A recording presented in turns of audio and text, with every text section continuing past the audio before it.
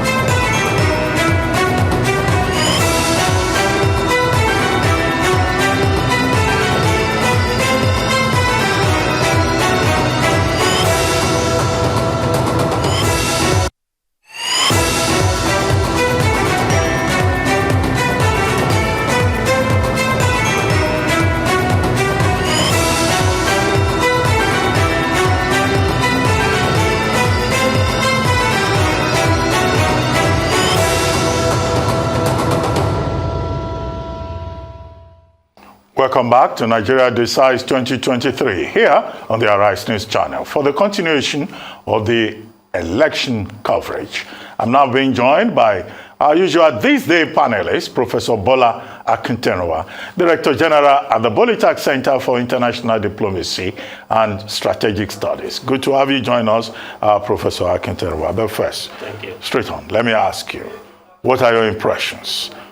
What are the major observations for you following the electoral process, March 18, gubernatorial elections, state houses of assembly elections in over 1,000 constituencies in Nigeria with over 930 candidates in that election?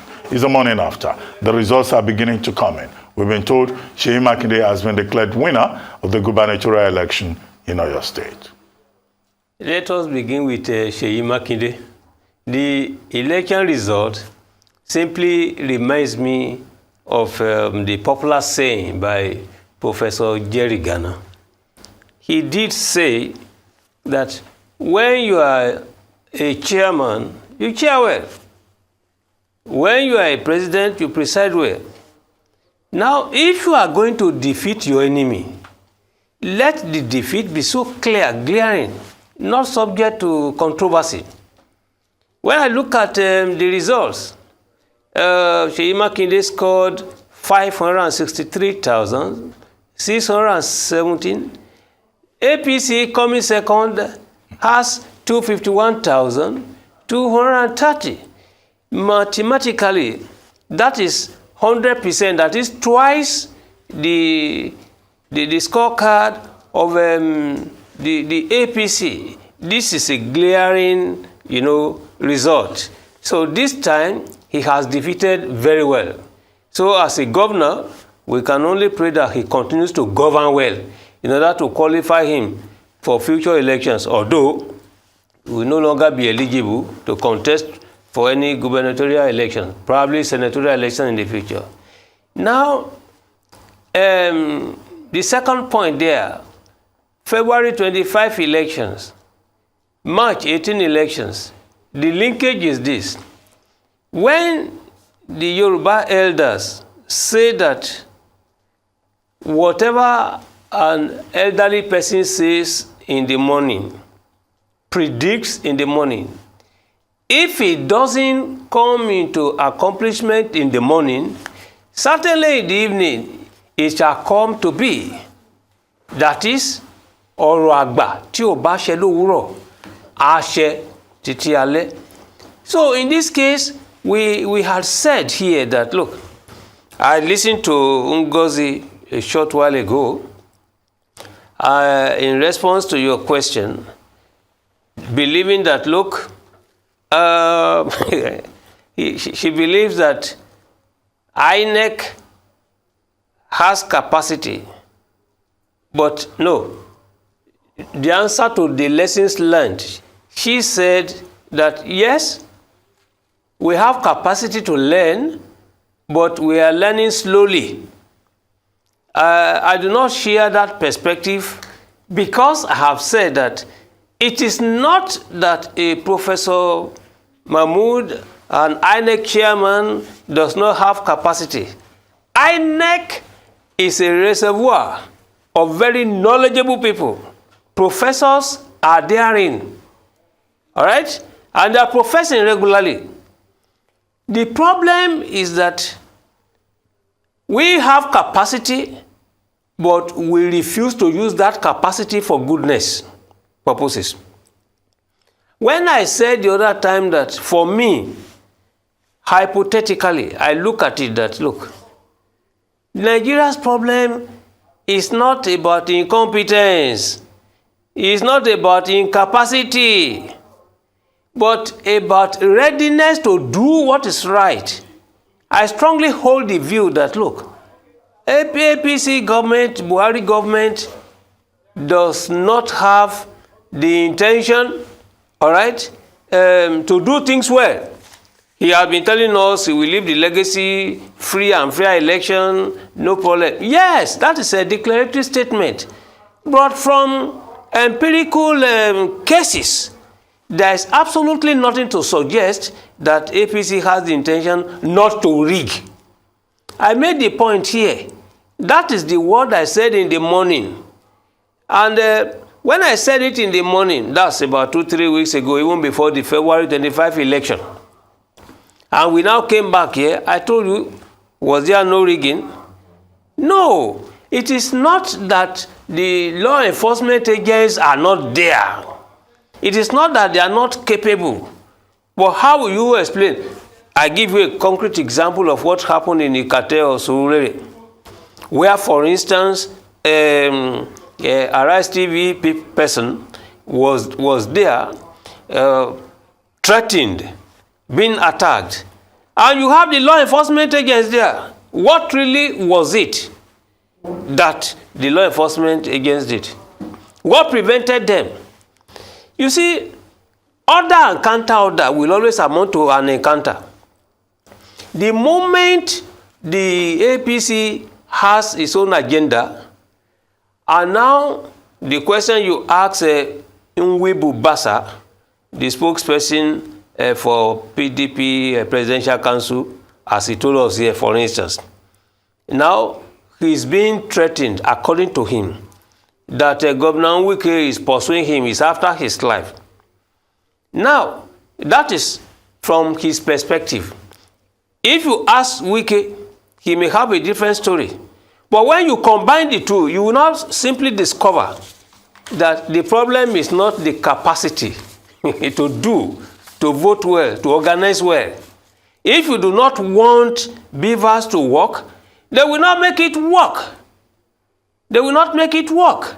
I read a story in the newspaper one particular time when we are talking about all these, we are talking about refineries. Every time it's always broken down. Someone will go there and remove one component part. Then it will not work. That is how we behave in this country, which is not good, which we are supposed to fight. When you now link that one up to March 18 election, you see the same thing, the same attitudinal, fraudulent approach. This is what we have been discussing.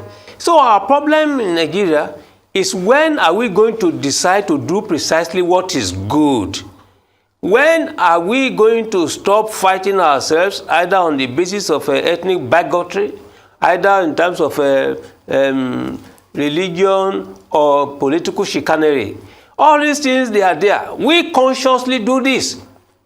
And I can tell you that what we are witnessing now, if you listen to various analysis in the morning, people will say INEC has done well. Why? They believe that in many cases they started, accreditation very promptly. Now I ask myself, can you use one component, one issue to say the situation is good, the election is good, there is an improvement? No. When you are evaluating, for instance, the way you have asked me, what do I think, what's my take on all this? I sit down and ask myself, for instance, how do we measure the intention of the INEC chairman in terms of the continuum of doing what is good, what is correct? When Professor Aworawo last week said that, raised the issue of the INEC to do what is correct, they should have the capacity to do all that things. And I said, no, it is not that a professor, for that matter, does not know what he's doing. INEC knows what he's doing. What is happening now, INEC knows. And by the time you yourself, you raise the issue that Amechi, for instance, pointed to the fact that the INEC chairman was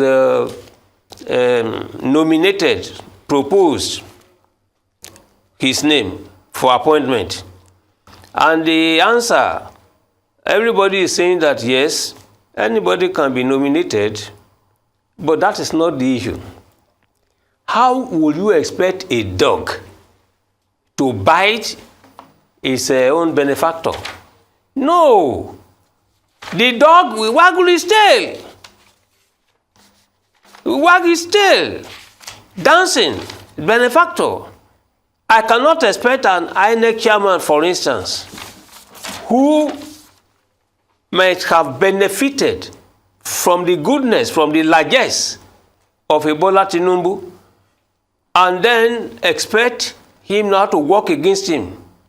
No, it doesn't work all that way. The mere fact that he has vested interest, that is the more reason you can expect him to dance to the tune of Ebola Tinubu.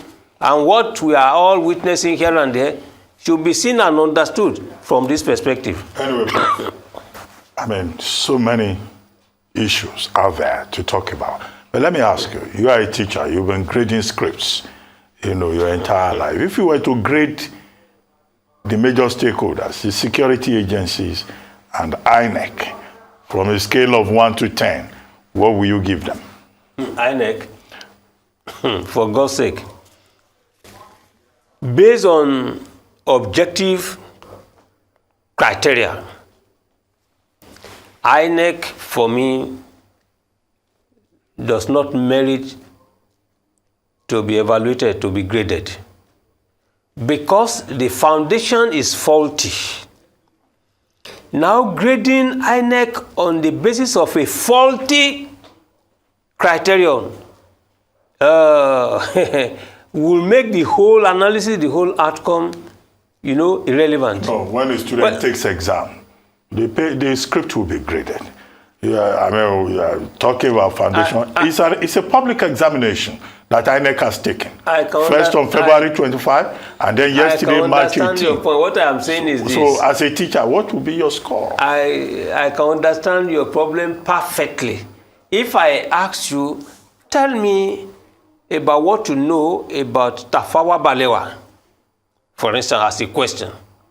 And your answer now, you begin by talking about Jajawashuku.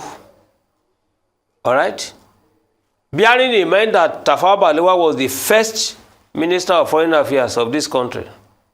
When he reconciled his problem with Jajawashuku, April 17, 1961, they now appointed Jajawashuku.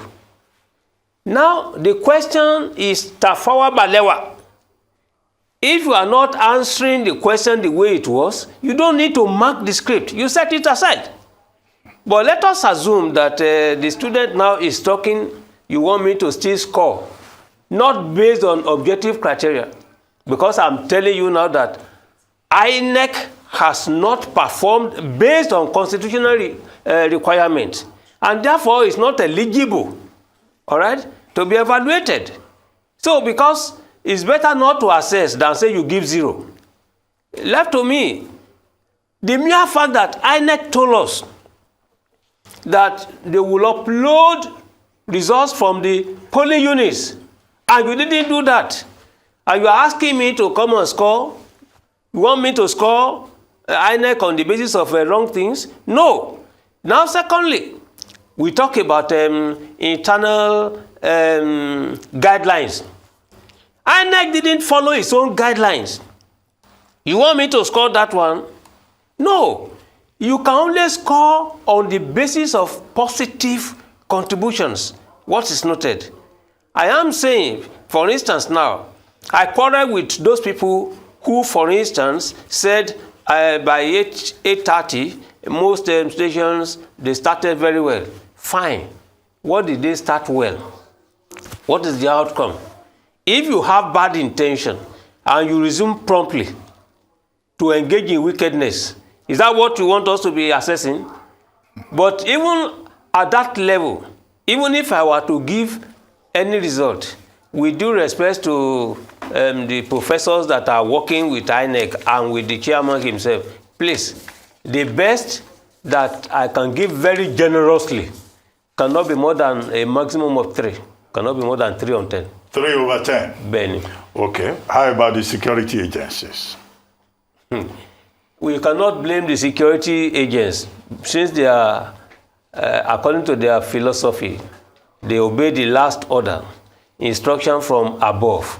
Those who want to rig election, they wouldn't tell the security people on ground, they just post them there, go and maintain orderliness.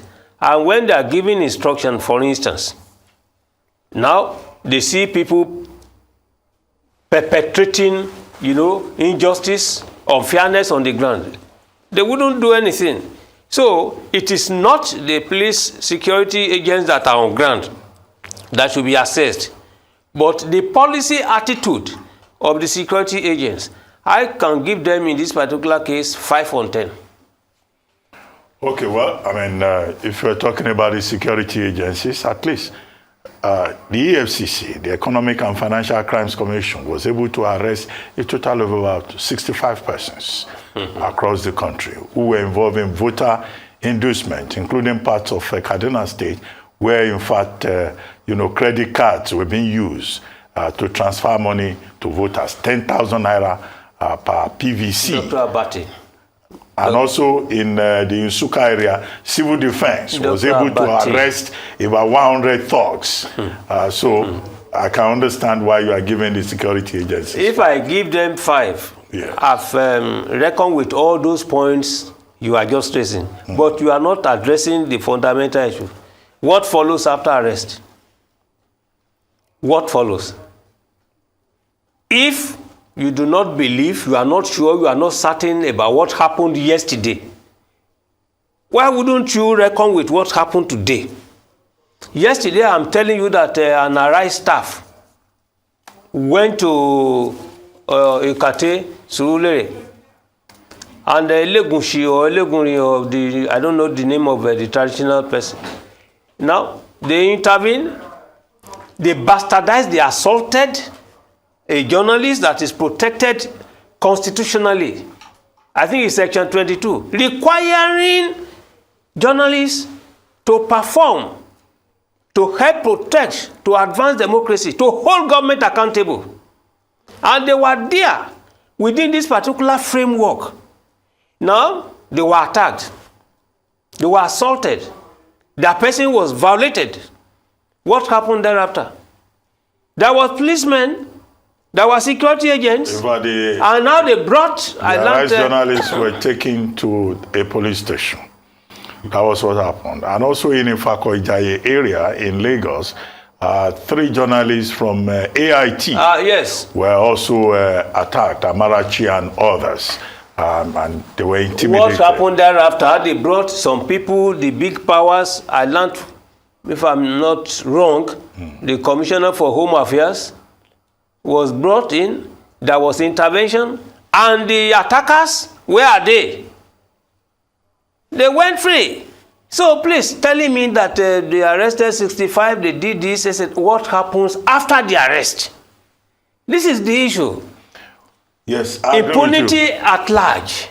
This has been the issue. And what we witness in some of these states is that thugs, touts are enjoying a certain immunity that they are not entitled to under the law. And in parts of the country, not just in Lagos, we saw the reign of impunity, we saw the reign of criminality. And the whole issue goes back to that original point raised in 2021, that the Electoral Offenses Commission bill should be passed. In July 2021, it was passed by the Senate. To this moment, the House of Representatives, under the watch of Femi Gbajabiamila, has refused to pass that bill. And INEC says it's overburdened. It cannot be pursuing electoral offenders around. President Muhammadu Buhari said he was ready to sign the bill into law. But since 2021, the House of Representatives has been sitting on that particular bill. And here we are. We have another election. Many of these talks, even if you charge them to court, the attorney generals of the states working for their own principals will go there and either amend the charges or find a way of getting them released. On February 25, there were electoral offenses. Has anybody been tried? Has anybody been charged to court? So this is part of the problem.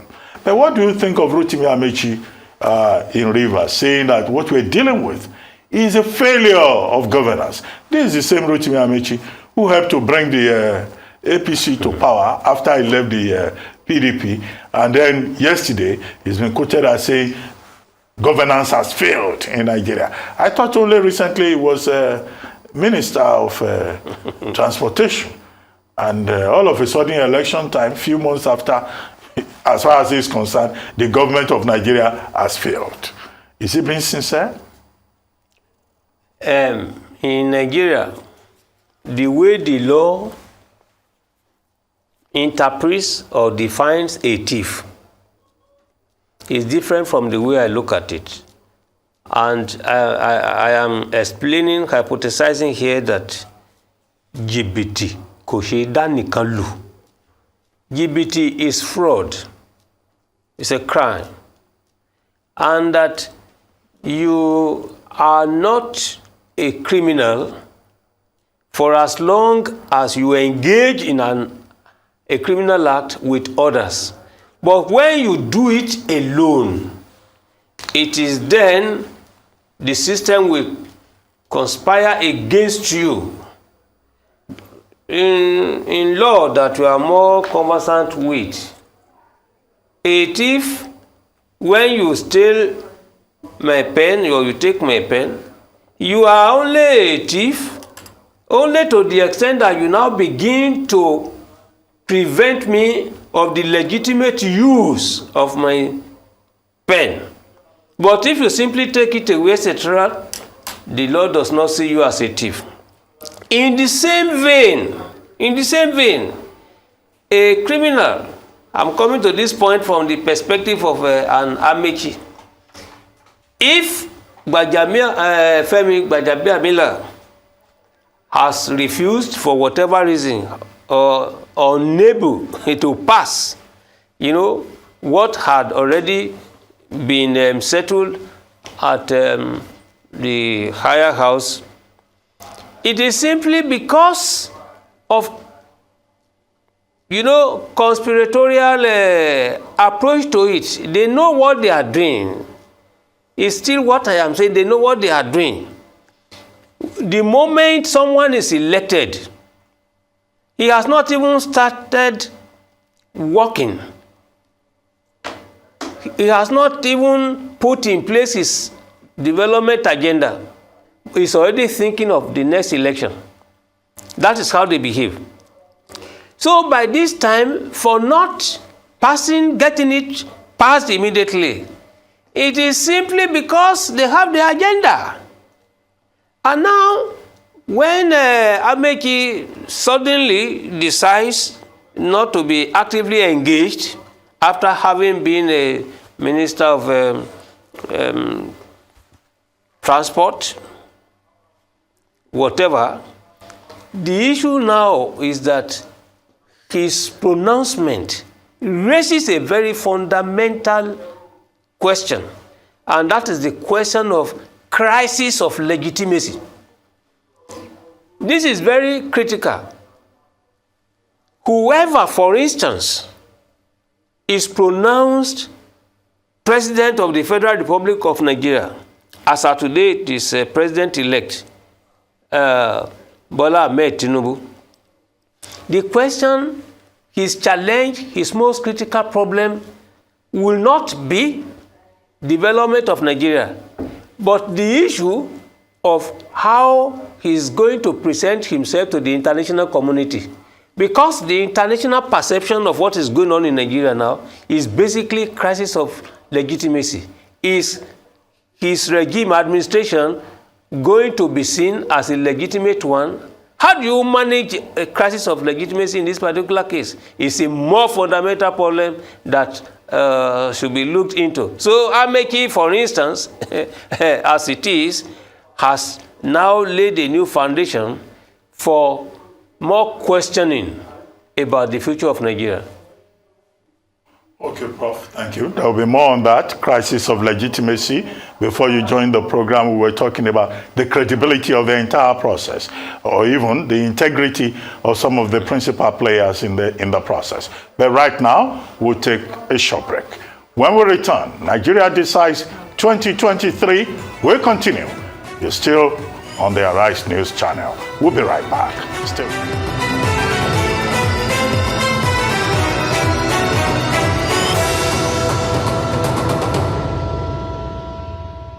Welcome back to Nigeria Decides 2023 here on the Arise News channel.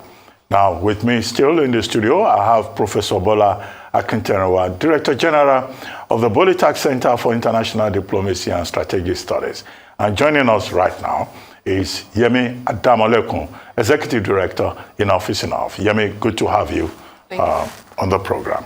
Well, before you joined us, we had done a review of some of the issues around the elections held yesterday for gubernatorial slots and also state houses of assembly.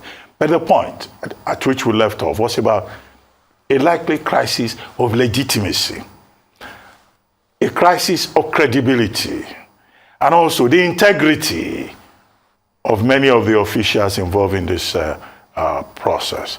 What's your take on those major issues? I mean, I think I'm not even quite sure where to start, because the elections yesterday really were quite painful to watch. I mean, you're getting feedback, you're watching as people are sharing videos and sharing comments. And focusing on Lagos in particular, I think it was really just very, I mean, as someone said, it wasn't that we didn't know that this was coming. I mean, 2 days ago, we were still talking here about statements by MC Oluomo in Lagos, Musiliu Akinsanya, a Lagos State employee who was threatening a particular ethnic group. Not only that, said that if election results are not going our way, we know what to do. And then you see videos where people are going through neighborhoods and clearly saying that if you're not going to vote for APC, stay inside your homes. We see videos of people being attacked. We see videos of, after we called traditional rites, different bowls of different animal body parts left at different points across the state. You have reports of someone like the Oniru closing the gates into his estate, so people who lived outside but had polling units inside the estate couldn't come in to vote, and nothing was done. And I think, as one of your guests said earlier today, maybe it was Maudi, that we really just need to be honest with ourselves around what kind of society do we want to live in. Because this is not about just INEC as an institution, it's about us police officers, security agencies, but they are manned by men and women that are Nigerians. They're not Nigerians or Cameroonians or aliens, they are Nigerians. So to the degree that everything now that we see and that we are talking about are brought on by Nigerians. Well, yeah, sorry to interrupt you. I'm going to come back to you. We need to take, a report from Oyo State. Again, a reminder. The Independent National Electoral Commission, INEC, has just declared the incumbent governor, Seyi Makinde, winner of the Oyo State governorship election. The state resident electoral commissioner Stella Adeniran made the declaration a short while ago. Here is the report. Candidate number 6, Olarin Olawole Teslim, male of APC, had 256,685 votes. Candidate number 14, Makinde Seyi Abiodun, male, PDP, had 563,756 votes.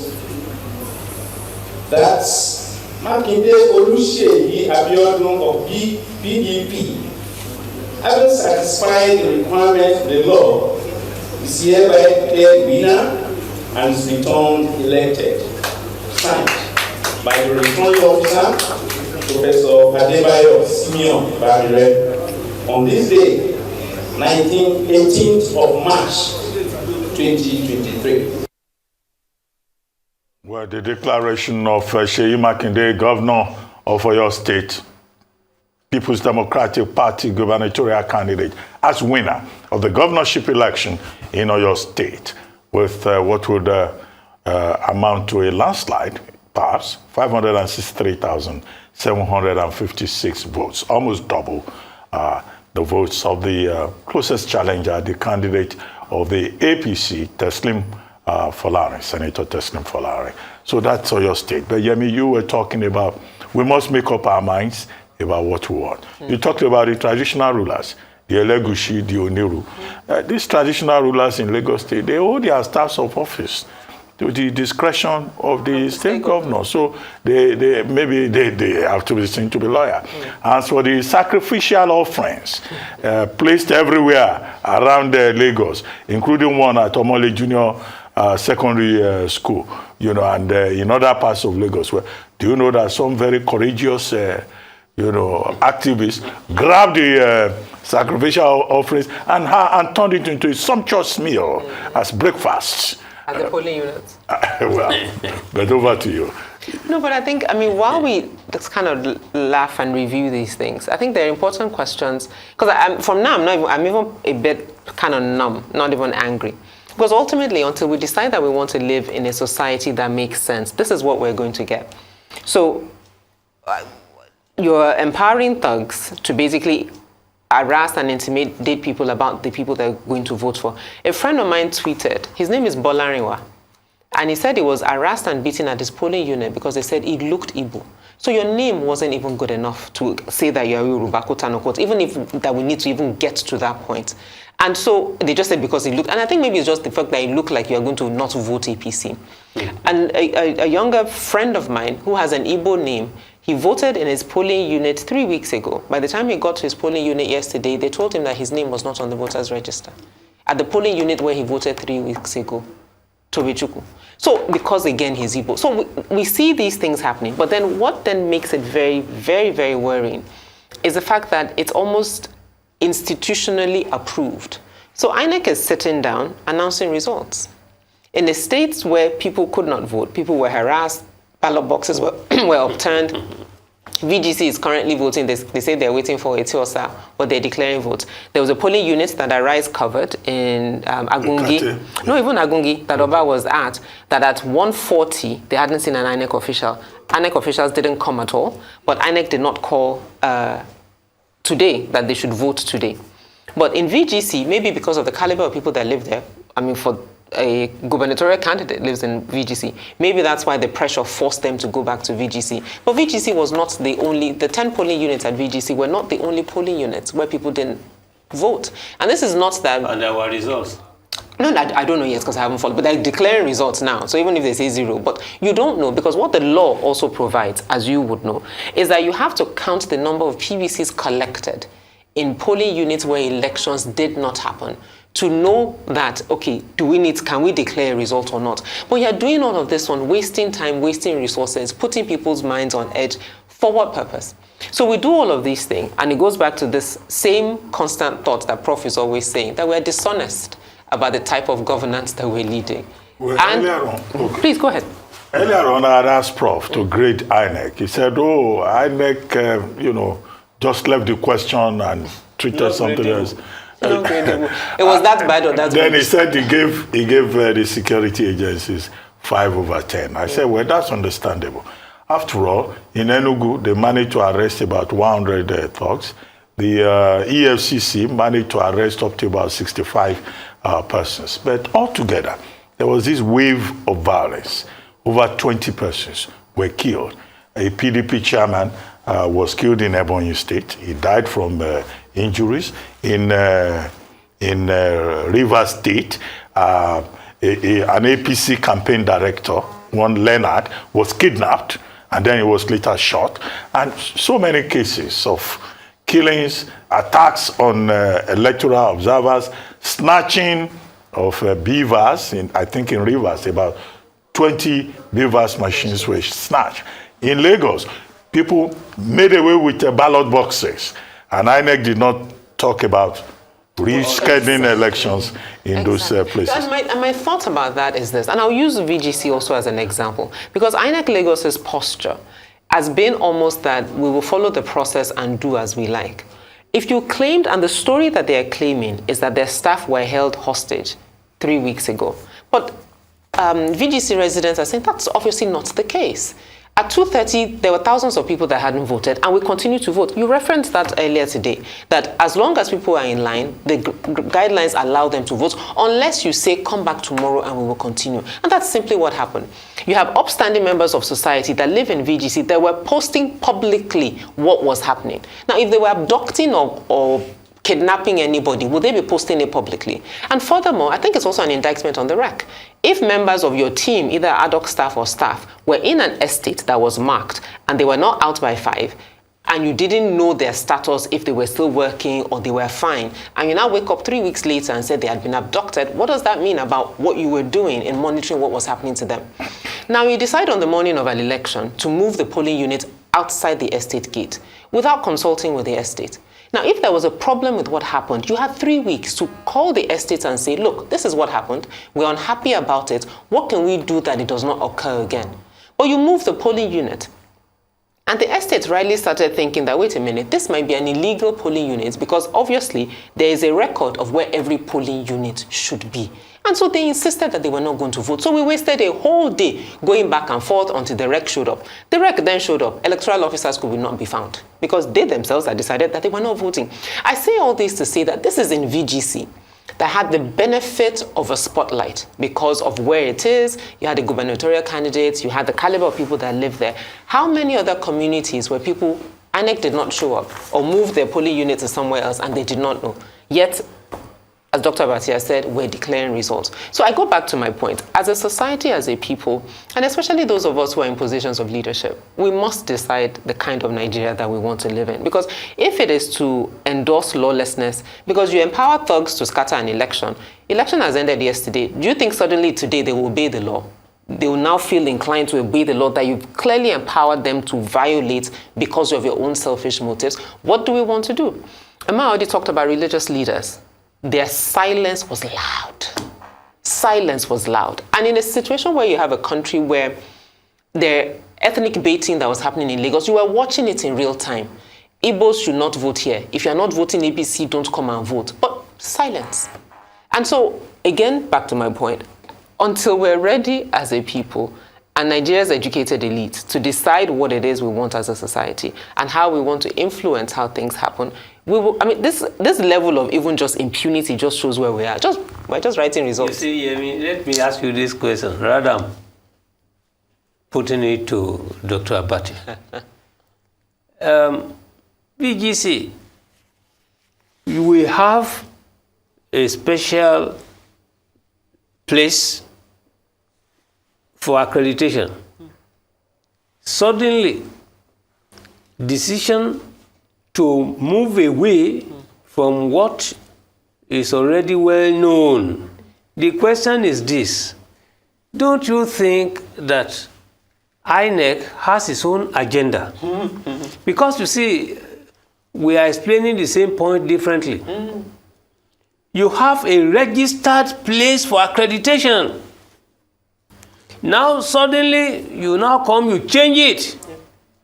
Now the type of society you want probably we should take a cue from VGC. Those people who are living there, they kicked against that decision. Exactly. They resisted, Yeah. and from reports, they had to call, they had to telephone. In fact, they visited the resident. No, he came there. He eventually came there. They said after they pressure. called him But from what of the something. No, they didn't visit. He now came to visit Okay. them. Yeah. Now they made a call to say, look, for us we are going to vote, but we accept to come the following day, and they fixed the following day. Now, if that were to be the situation of a community, say in Ajegunle or except something now. That's not VGC was given in a you can almost say that VGC was given preferential treatment. Yes, because so, there are other locations that did not get to vote. So the type of society we should be thinking of is a society where the people will insist on what is good, what is right, what is fair, and they must fight that one to its logical, you know. Well, yeah, I mean, to your question about what do we do going forward. Now, all these electoral offenders, there's some, the police claim they have arrested some. Civil defense says it also arrested some. EFCC says, oh, it has arrested up to 65. But is there any guarantee that anybody will be prosecuted? Despite the fact that the Nigerian Bar Association on February 26 spoke through the NBA president, Makinde, SAN, that, look, NBA has put together 300 lawyers, and these 300 lawyers are ready to serve the INEC free of charge. I have not had INEC taking up that offer. INEC says, you know, it's overburdened already. So with all these electoral offenders, including those persons that went and put ritualistic offerings at their polling booths, would they just go away with it like that? And secondly, the cases that will go to the court, is there any guarantee that justice will be done? Shouldn't we take a look at the jurisprudence with regard to elections? Because what the courts will tell you is substantial compliance. And then the petitioner must prove his case beyond reasonable doubt. And then on top of it, they will say, oh, the presumption of regularity is on the part of INEC. Then the burden of proof is on the petitioner. Shouldn't we say, review our electoral jurisprudence to say that the burden of proof should be on INEC? If you say you have conducted elections very well, then come and prove it. Don't cause problems and then ask the petitioner to be the one to come and prove, and then the petitioner will depend on the offender, the alleged offender, to provide evidence. What do you think? And also the cost. We talk a lot about our elections being very expensive, but this is also an additional cost. So for the presidential elections, for example, INEC has to provide 5 sets of everything, from certified true copies of BVAS records to voting records, whatever it is. They're providing it to PDP, they're providing it to Labour Party. Bola Tinubu and APC are there as separate parties, and then INEC. So the cost of photocopying and having all those papers ready is one bit of it. But I think a larger cost for me is not really the cost of paper and photocopying and time. It's a larger cost to the fabric of society that INEC literally tears apart every time it has an elections that citizens don't feel is free and fair. Because for everyone that came to elections on February 25th, hopeful that technology will work, something will happen, they left disappointed, they left sad. You show up again, despite the odds. Come out, it's okay, it's your future, it will count, we will make sure. People came out again yesterday. And in some cases, the rape, quote unquote, of their faith, in a sense, in the system, repeated, if not worse. So you show up, they've moved your polling unit. You voted on presidential elections, they tell you your name is no longer on the voters register. Somebody is literally tearing up in front of the Oniru's palace, here again, another one of the traditional ruler. They had thugs watching how people voted, and if you did not vote APC, they were literally tearing your ballot paper, and it was happening right there. I mean, so you have all these things happening. So what, beyond material cost, how do you then build a society back where people feel that, one, democracy makes sense, two, it's worth fighting for, and three, this is a society where I matter, where what is important to me, somebody actually pays attention to. And INEC, for me, has simply taken the position of quickly trying to move the burden of proof to the courts. So we're rushing to declare results, and so anybody that has a problem, go to court. It's literally what INEC is saying, that yes, we don't, as in not even yes, we didn't, yes, maybe we saw that some things happened, but we're going to declare a winner, and if you have a problem with it, go to court. That's INEC's posture. You don't build faith in a system where you're literally telling citizens that their experience of being beaten, marginalized, votes not counting, not being able to vote doesn't matter. We're still going to declare a winner, and you can deal with it later. And that's what we're dealing with. Okay, looks like we have a report coming in from River State. Let's go quickly to Port Harcourt, River State. 2650. 2650. 2,650 votes. Abga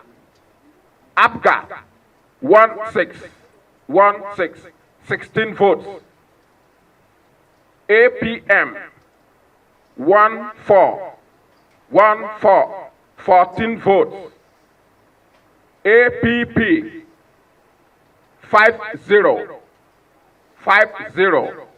50 votes. BP 03 3 votes. LP 219 219 votes. NNPP 08 8 votes. NRM 326 326 votes. PDP 1408 1408 14,408 votes. SDP 2077 2077 votes. YPP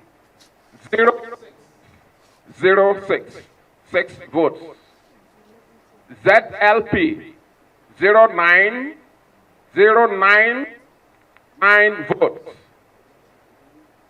Total valid votes 20038 20038 20,038 votes. Registered rejected votes 523 523 votes. Total votes cast 20561 20,561 votes. Thank you very much, Prof. Any cancellation? Yes, sir. Okay, can we hear them?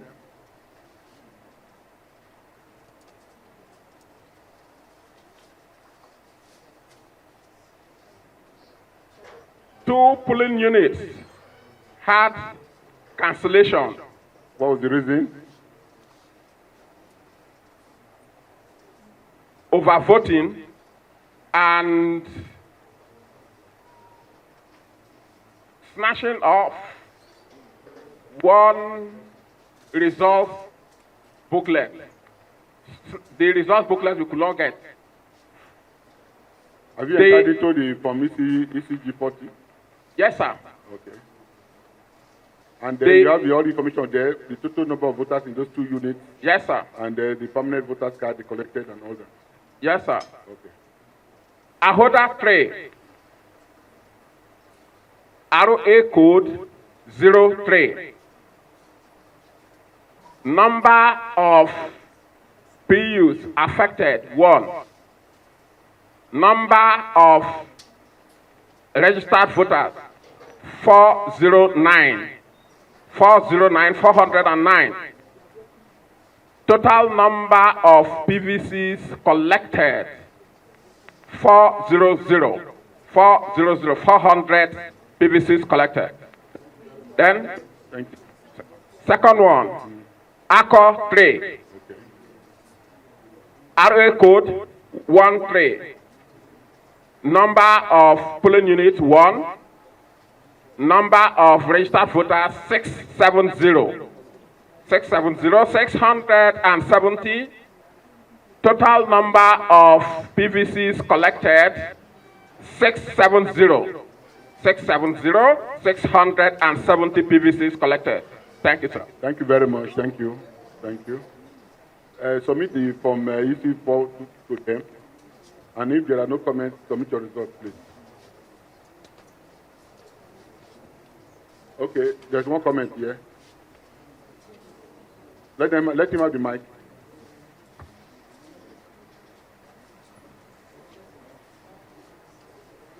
Mr. Reg, returning officer,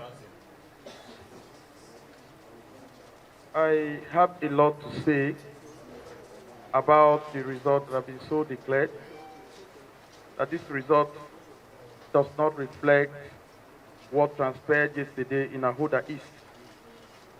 The candidate of SDP, Honorable Magnus Onukube, was pulled out of the collation center alongside our LGA collation agent. Are you talking of his agent or himself? Himself and the LGA collation agent. Is he from Ahoda? Yes, Ahoda. Was he there himself? Not Magnus Abe. Okay. Magnus Onukube. Okay. That's the name of our House of Assembly candidate. Okay. Thank you. Thank you. He was seriously harassed and sent out of the collation center on the order of the Deputy Speaker of the State House of Assembly. The entire results was hijacked. The polling units' world results was hijacked. As we speak, the EO is here. He cannot say any of this collation was done at the world level. There was no collation in any of the wards. Everything was done at the local government headquarters. And as such, we cannot say here to say that what is declaring reflect what transpired in Ahoda. Where I choose not to say, to read out some of the intelligence we have so that we don't harm those who are about to reap and reap from where they did not sow. The point to prepare for defense. We are keeping our facts now. I will not say anything further than this again, so that we prepare way for the next phase of this contest. Thank you. And if I want to be your legal advisor, I will also tell you that please get real documentation. Thank you. So you can submit your result, please. There is one more.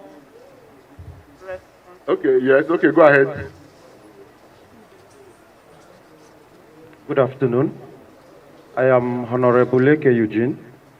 I want to add to what he said. I got information from my agent that they were not allowed access to the Ahoda East Collation Center. So therefore, if they are not allowed, I cannot accept the outcome of a result that my agents were denied access. Thank you very much. Thank you. Thank you. So, Prof, let me have your result sheet.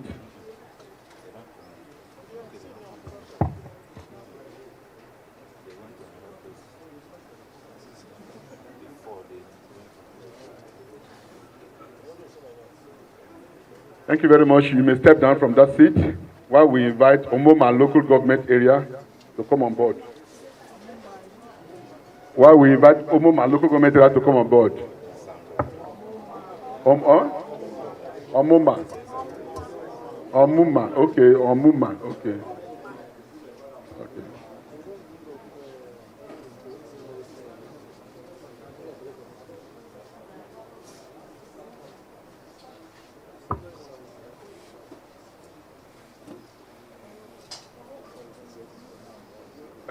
You introduce yourself, and thereafter give it to the collation officer to also introduce himself. Good afternoon. My name is Seyi, the Electoral Officer of my local government. Good afternoon. My name is Seyi, the Electoral Officer of my local government. Hello. Can you hear me? All right. My name is Dr. Davis I. Chris. I'm the local government collation officer for Omuma. Okay, go ahead and let's hear the outcome of the election that took place in your LGA. A total number of registered votes. We had 65289 number of registered voters. Take it again. 65289 number of registered voters. Okay. We have number of accreditation voters were 12058. 12058. That's 12,058. For Party A, we have a total number 72. AA, we have 09. 09. Party AAC 03. Party AAC 03. Party ADC 29. Party ADC 29. Party ADP 18. Party ADP 18. Party APC 2127. Party APC 2127. Party ABGA 10. Party ABGA 10. Party APM 03. Party APM 03. Party APP 10. Party APP 10. Party BP 01. Party BP 01. Party LP 52. Party LP 52. Party NNPP. Party NNPP 02. Party NNPP 02. Party NRM 10. Party NRM 10. Party PDP 8760. Party PDP 8760. Party SDP 804. Party SDP 804. Party YPP 08. Party YPP 08. Party ZLP 07. Party ZLP 07. We recorded a total valid vote of 11925. Total valid votes 11925. That's 11,925. We have rejected votes of 133. Rejected votes 133. Total votes cast 12058. Total votes cast 12058. Thank you, sir. Okay, thank you very much, returning of collation officer. Any calculation? Yes, sir. Can we hear it?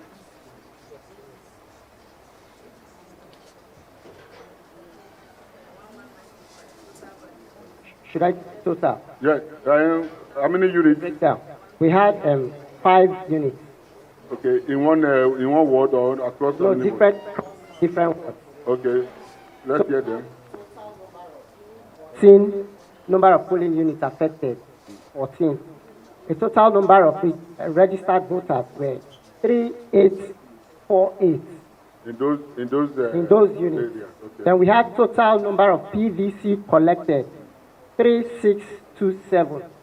Okay. 3627. Okay. Secretary, can you take that one from him and then okay. How many words? 5 words. Five words. Okay. Thank you very much. If no comment, you can someone submit the result, please.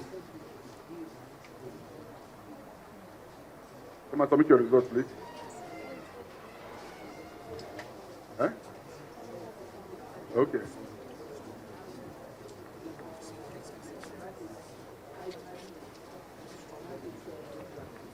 Where's the original? Go ahead, my brother. All right, good evening, sir. Yeah.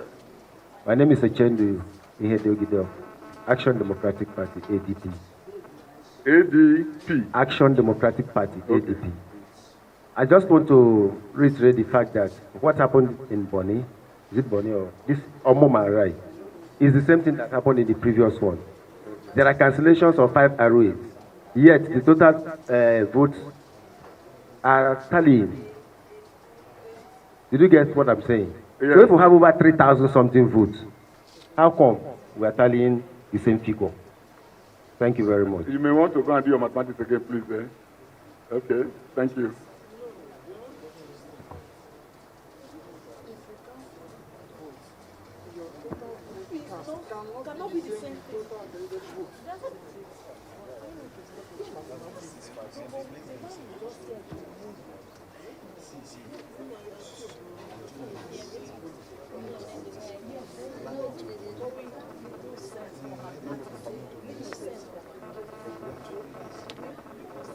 Thank you very much, Prof. Doc. You can go.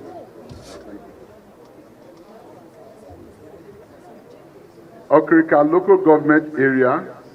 Okrika.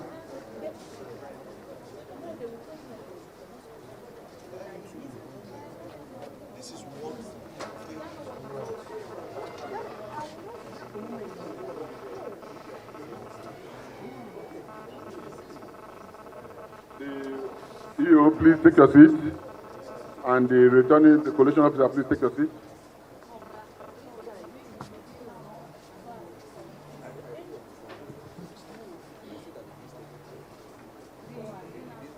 Okay, take the mic and introduce yourself. My name is Mr. Zodwak Anexie Jackson. I am the electoral officer for Okrika local government. Thank you. My name is Professor Eden Peters, the collation officer for Okrika local government. Thank you. Are you from Uniport too? Yes, University of Port Harcourt. Thank you. So go ahead with your presentation of your results. The number of registered voters 86095. The number of accredited voters 86095. Yes, 86095. Okay. Then the number of accredited voters 15466. 15466. The performance of the party. Yeah. Party A 404. Come back to it. Party A 404. Party AA 215. Party AAC 12. Party ADC 39. 39. Party ADP 168. 168. Party APC 2719. 2719. Then party APGA APGA 7. Party APM 29. Party APP 12. Party BP 9. 09. Party LP 231. 231. Party NNPP 13. 13. Party NRM 34.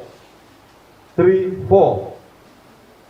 Party PDP 10342. 10342. Party SDP 822. 822. Party YPP 32. 32. Party ZLP 05. 05. Total valid votes 15093. 15093. Rejected votes 333. 333. Total votes cast 15426. 15426. Thank you. Thank you very much. Any cancellation from Africa? No. None? None. Okay. Thank you very much. If there are no comments or observations, please. Okay. Give to those two persons. So the man on your right first, yeah. Thank you. My name once more is Matthew Osika, Action Alliance. Just to put on record that the entire exercise in the critical local government area was marred with flaws, a lot of indiscretions, and of course, no party agent was permitted to go in for local government collation. The entire collation exercise was done by the local government chairman, who eventually became INEC staff. I'm sure he took over the work of the EO and barred other parties from going in for the collation exercise. And I'm sure, in fact, he should have been the best person to come here and present this result, and not the EO and the collation officer seated here, because they did not do the collation themselves.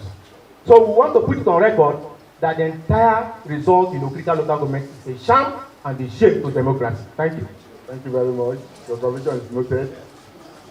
Yeah, just add to what my colleague just said. I'm a change here of the Action Democratic Party ADP. It is on record also that a commissioner, I don't want to mention his name, but I know you know him. He was arrested by the security agencies with 8 words result in Okrika local government along Apam Road. Who was that? A serving commissioner in the current administration. And he was arrested by police with 8 word results along Apam Road in an event center. And how come we are having Okrika local government with 13 wards? 8 was arrested by police and we're having a result. It's a sham. We totally reject it and we say, stand this result down. It's unacceptable. Thank you very much. Thank you for your observation and your comment. Well noted. Mr. Returning Officer, sir, why these very important observations was going on, you were smiling and receiving the fraudulent concocted result sheet I was smiling. Yes. Okay. Smiling, okay. and you are very, very happy receiving it. Okay. That's okay. Well done, sir. No, please. Withdraw that statement. I don't like it. You're smiling now. Did I say you are angry? You're smiling. You want to cry? That is not favorable to me. I withdraw that statement. I was not smiling just because I'm accepting the result. What is Mr. Returning Officer, sir, you were smiling. If I smile to receive the result, should I say you are angry? Do I say if I smile to receive the result, what is wrong with it? I'm not saying nothing. I want to say what I saw. The paper cloth is not the best, please. Okay, I withdraw that you were smiling. Go ahead with your comment. I withdraw that you were smiling. You were angry while receiving the result. Well, since my brothers was afraid to mention those who were arrested, Mr. Chief Walter Ibibia and Tamono Williams, both of them were arrested with 8 ward results in Oak Creek, namely Ward 6, Ward 8, Ward 9, Ward 2, Ward 4, Ward 10, and Ward 11. Mr. Returning Officer, sir, if these persons were found with result sheets, beavers machine from 8 wards, and those results were not counted at the ward, and then we are having a complete result intact, well signed, sir, where did they count these results?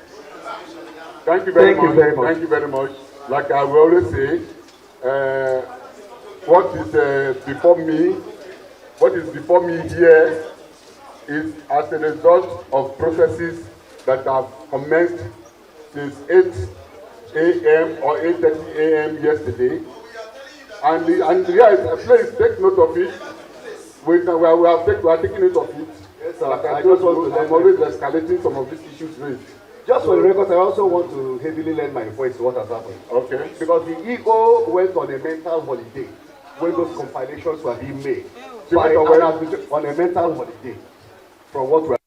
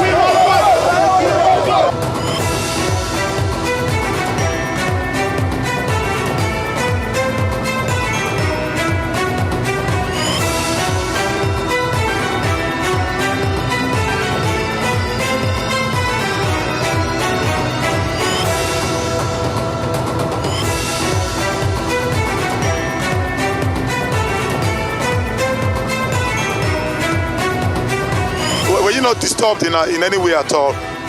No. This is Nigeria. All these ones don't work for people like us.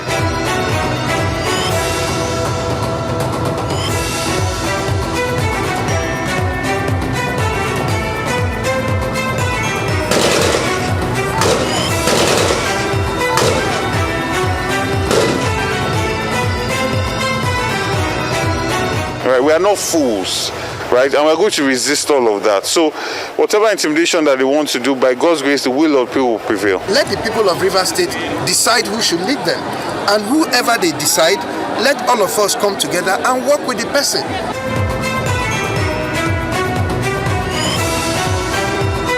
Learning process, it's a learning curve, and I think INEC clearly seems to have corrected whatever lapses there were or loopholes there were, and I think we're seeing a much better operation this time around. You know, system is perfected. This process is not meant to be a process of violence. What I wish is that God should give Lagosians what will give them that thanksgiving of joy, make them happy and say, for the first time we can have a government we call it our own. From what I've observed, and all I've observed is the mechanics of the voting process, and that has gone smoothly, I have to say. And the organization is good and all of that. So as far as today is concerned, I don't think I have any complaints.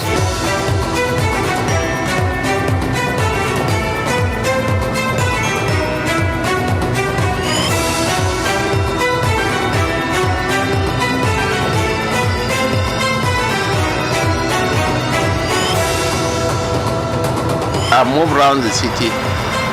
Elections are being conducted peacefully. Yes, the turnout might not be as impressive as we would have loved to, but still it's being conducted in a very peaceful atmosphere. And I believe they deserve commendation, not condemnation for now. There's no election between APC and PDP or any other party. The election is between the other party, the police and INEC. And what happened last week can be blamed on the inability of our people to understand the technology.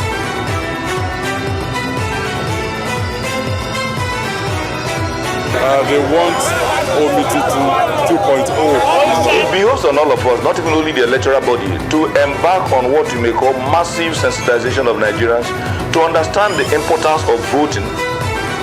They're trying to play with them. They refuse.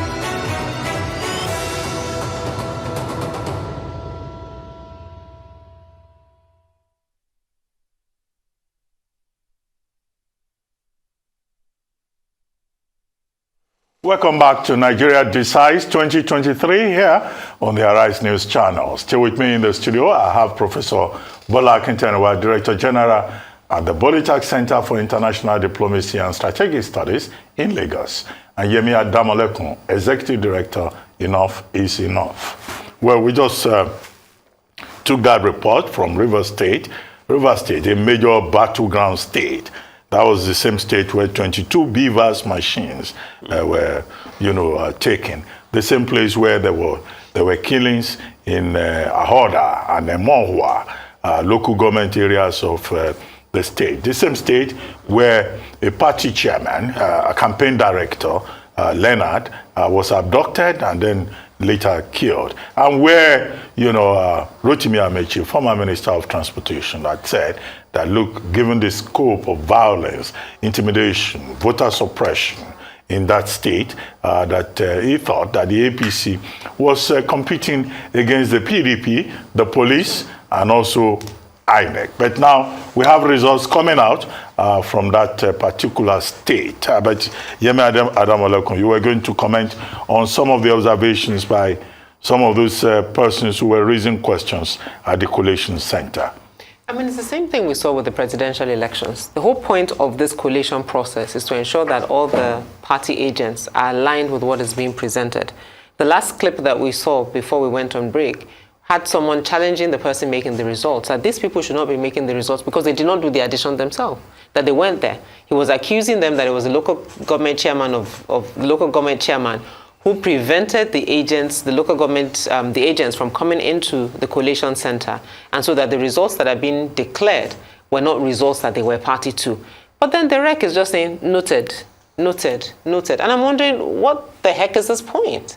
So it's back to the point we were making earlier, that if the idea of collation and public collation is such that can be public challenge of results so that corrections can be made, it's as if they are noting it, but they are not making corrections and just saying that we were right, that you said it. That is not good enough. And it actually makes me kind of go back to Lagos.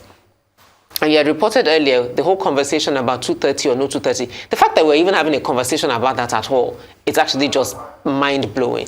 The guideline is simple. Everybody in line by 230 can vote. But the fact that someone is trying to change people's minds, the INEC officials there themselves are not being assertive around what their guidelines say they can or cannot do, actually goes back to maybe Prof's earlier point that does INEC have an agenda? Because in Lagos, they've started declaring results.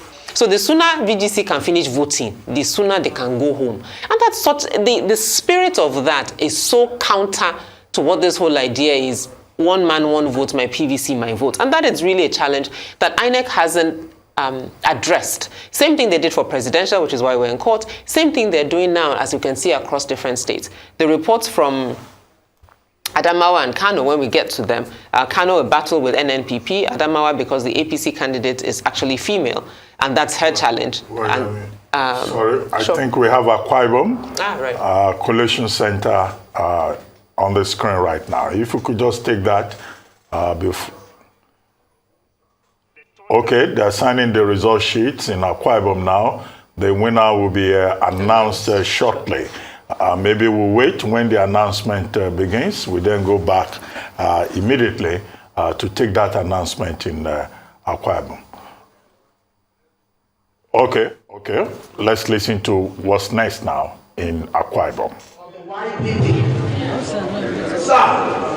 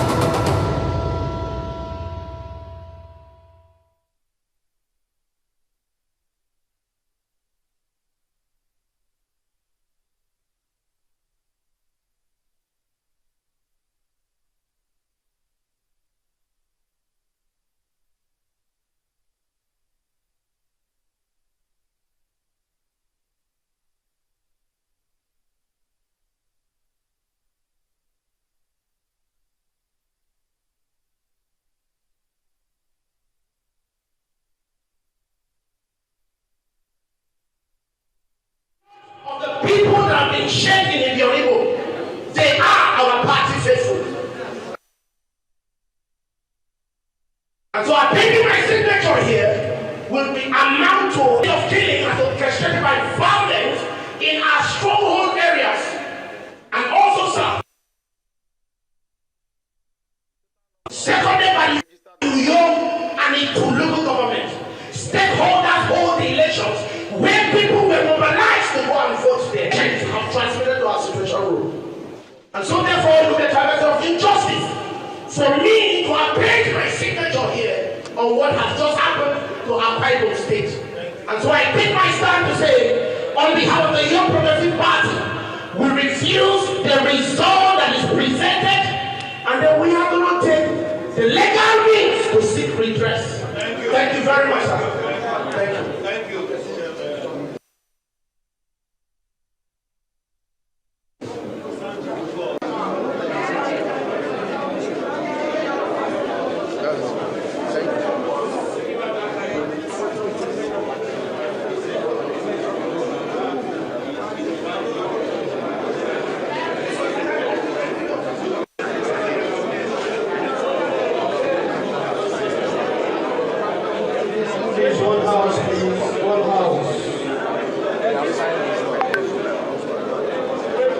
attach this one to that one. No, it doesn't matter. It doesn't matter. It's a conclusion. It's a conclusion. So since we are signed, it doesn't matter.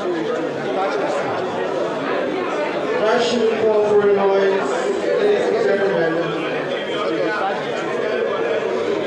You dispatched it. So far, 17 political parties have signed the election results. That shouldn't cause for a noise.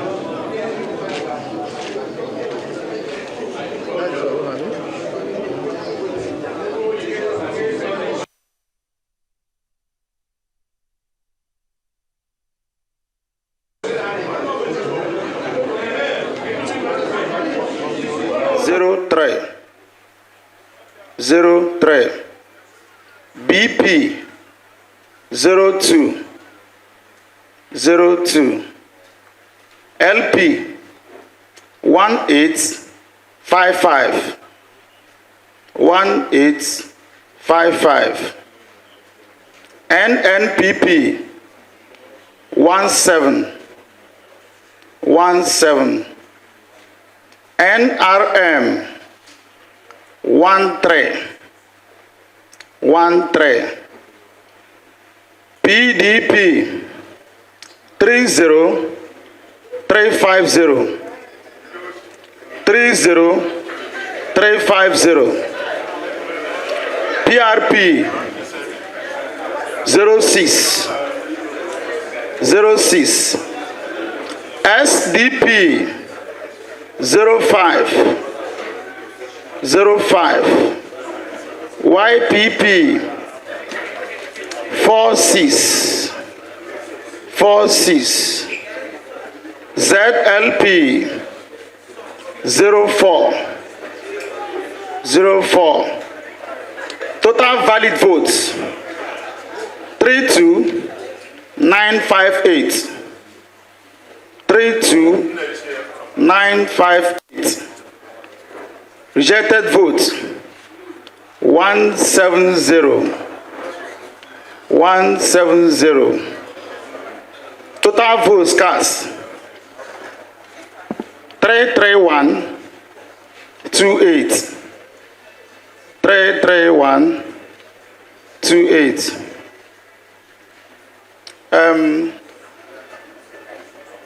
there was a case of there was an incident in the local government where I collected results at Nkano East. At the point of trying to leave the local government, an unknown gunman barged in and wanted to snatch our result sheet. It took the intervention of the security agencies to bring normalcy to the local government. That was the only incident we have. Thank you very much.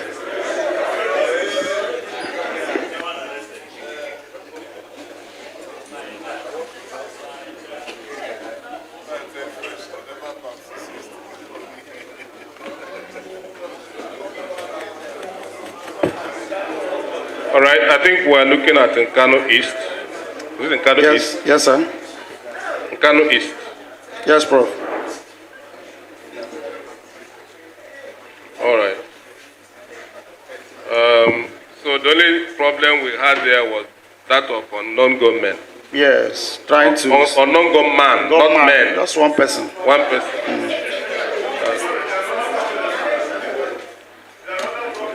All right. Do the parties have anything to say? Did you cancel anything in your record? Yes, I countersigned. You signed? Yes, yes. Okay. On the total number of registered voters.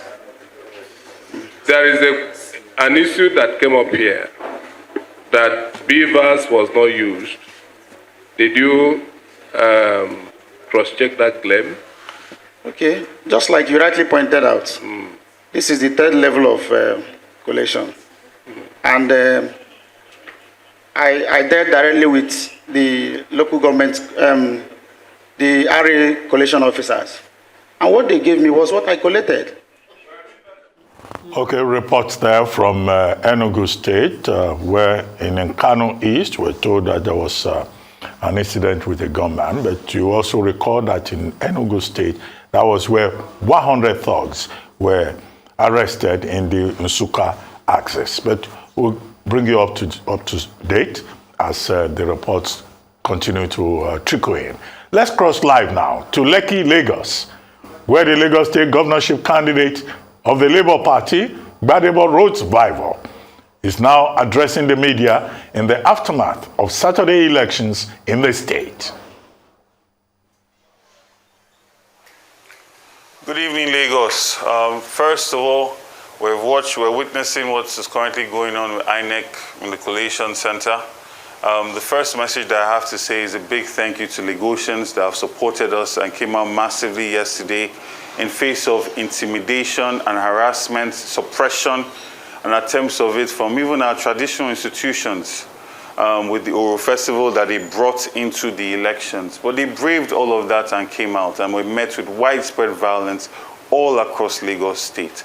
I want to say a big thank you to people that had the courage to come out and ensure that they participated and exercised their civic rights. And I also want to pay condolences to the several people's families that were lost and were needlessly killed in an attempt to practice their civic rights, which is to vote for their preferred candidate.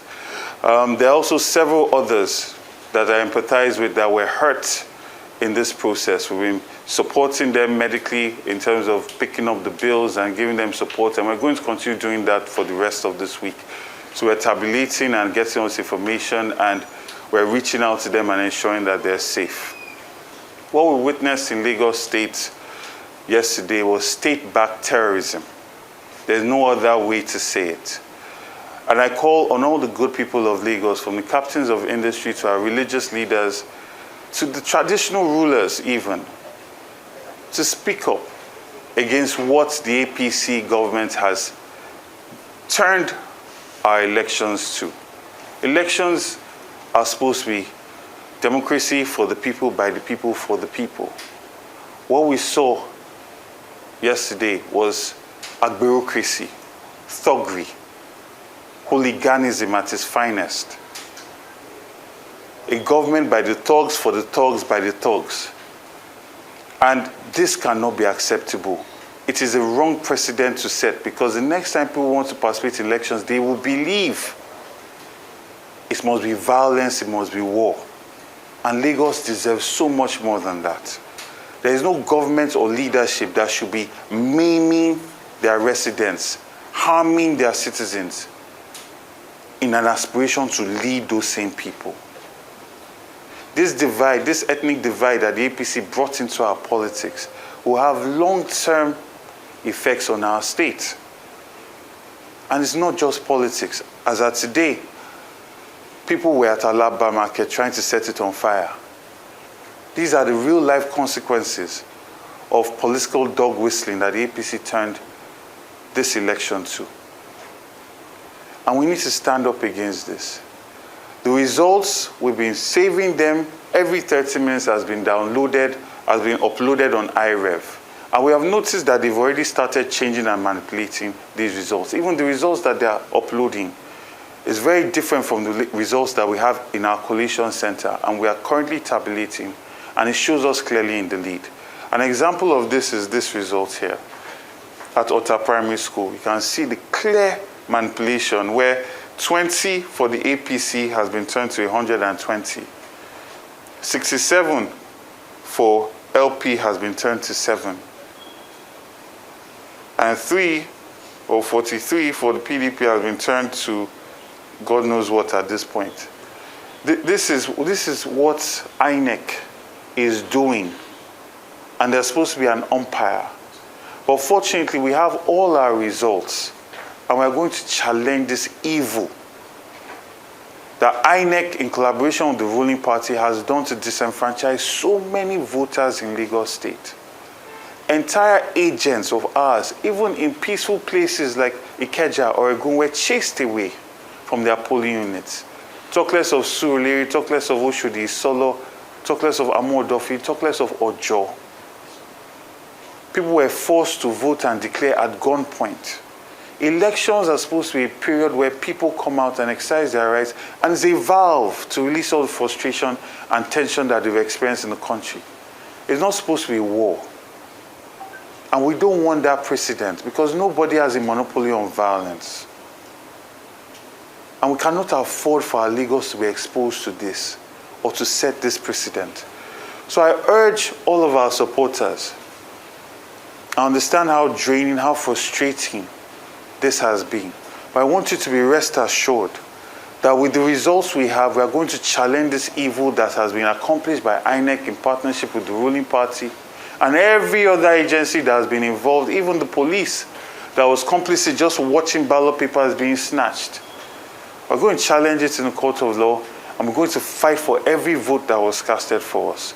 Thank you very much, Lagos. God bless you. Okay, just before you go, we want to ask you some questions. Go ahead. One of them is this result that you pulled down from IREF, that's Yes. INEC portal. Yes. Do you have your party agent signature on those results? If you notice, can you go back to that? If you notice, there is a signature here, but this has been altered. You see, the signature already originally was for 67. Now it has, TPEX has been used to cover this 6. A 0 has been added, and now you see 7. You look at the APC, originally it was 20. Or 22, most likely. 20 or something, right? And then now you see the TPEX here, a 1 has been added, and now it's 120. So the signatures are there, but these results have been tampered with and then uploaded. And there's so many instances of this. And then also you find that a lot of results are being called as results, authentic results, are being called as authentic results, but you see that they are state assembly results or presidential results. Like for instance, this is the state assembly result, but it's being submitted as the governorship result. And it is this result that is being calculated and announced by INEC. So there are so many instances of this, right? And it's not going to stand because we have our results, we're in the lead with our results, and we're going to challenge this in the court of law. Two quick questions. Go ahead. One, 19 local governments have been collated and announced so far. The two are outstanding. You won in Amodofi. The incumbent has won in 18 local governments. I've seen their situation even. They are jubilating already. The next call would be for you to make the call. If you do not make the call, you will issue with a certificate of return. Are you rejecting the results? I completely condemn the entirety of this election in every clear term. This was a sham of an election. It was a compromise. It was an illegality that has not been perpetrated in Lagos since I've been born.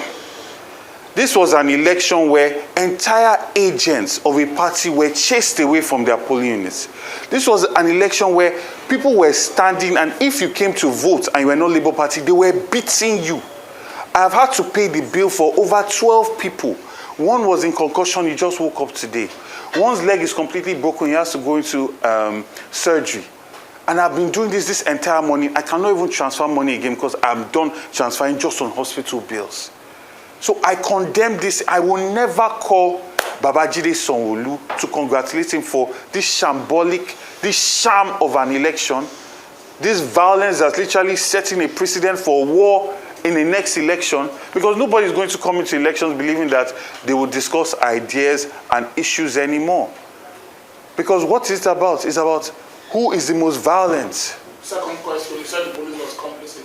Idowu Owawunwa, the commissioner in Lagos, said every situation they responded to, and the entire security scenario did not prevent voting. They did not prevent voting. Did not prevent voting. That's what he said. That is a big lie. It is a big lie. I thank the army. I thank the DSS. I thank the Navy. I thank the neighborhood watch that came. If these people did not get involved, what you see, what all the videos you have seen will be child's play compared to what the reality would have been. In Ikorodu, people died. In Apapa, someone died. In Shomolu, someone died. So how are you saying that people will be aware that a person has been killed and they will come out and vote? In Nigeria, people were sitting down in their house because they were literally threatening them that if they come out, they will kill them. And they were following people and going to their houses. After you vote, they will follow you to your houses to go and threaten to harm your family. This Lagos deserves so much more. Look at Oyo State. Seyi Makinde won. People are jubilating. He did not have to use any violence. He did not have to use any intimidation. When you serve your people will return you to office. We should not be seeing videos of so much violence statewide. And you're saying that you're dancing and celebrating you won an election. You plan to govern these same people? Even Yoruba people were being assaulted because they apparently looked Igbo. This is what Lagos has become under the APC government. So this cannot carry on. And I call on every well-meaning Lagosian and Nigerian, we must stand against this. Because, see, there's a saying that when they came for the Jews, you kept quiet. They came for the Muslims, you kept quiet. Eventually, when they come for you, everybody will be quiet. So we must stand against all of this because real lives are at stake here. Real businesses, people's live streams are at stake. And we are going to do our part. Make sure we collate all the data, go to court to fight for the people's mandate. But the people themselves must stand up against this ethnic violent tribalism that the APC government is trying to normalize in our state. Because this has started all the way from NSAS, where they made us to believe that violence did not happen till today now. And then you have a commissioner of police saying this is a free and fair election. So are you saying that your team has its own records of these results? Yes, we have collated all the results as much as we could, because there are places where they chased all our agents out. There are places where they burnt results in Ojo. Several places where we'll be calling for cancellation of those results and a rerun. There are places where our ballots were thrown into the gutter. We dried those ballots. We counted it. We've kept records. So essentially, are you going to call for cancellation of we are calling for several cancellations where violence was the order of the day, because elections did not happen there. And the international community is watching, and they also know that elections did not happen in these places. So you cannot create so much violence against Lagosians, write results, and we should celebrate that election happened. Elections did not happen in Lagos State. So we should expect to see you at the election petition tribunal? Certainly. My legal team is already on it. We are here compiling our results, and we are going to fight, like I said, because the people that came out to vote did so with so much courage. They came to vote in hope. We were not incentivizing them with money. Despite all the traditional institutions to try and scare them with the Oyo Festival, they still came out with courage. So we owe it to them to fight for every single vote, and we are going to do just that. So thank you.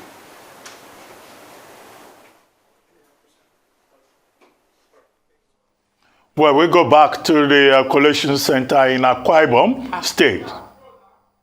Akwa Ibom State, where we understand that Umo Eno has been declared winner of the gubernatorial election in that state. Umo Eno scored 354,348 to defeat his opponent, Senator Albert of the Young People's Progressive Party, who scored 136,262.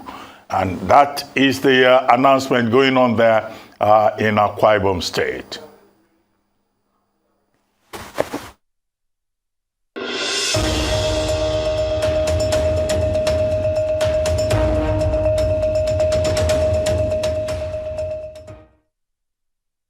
ADP 642 votes. Number 6, no name. APC 129,602 votes.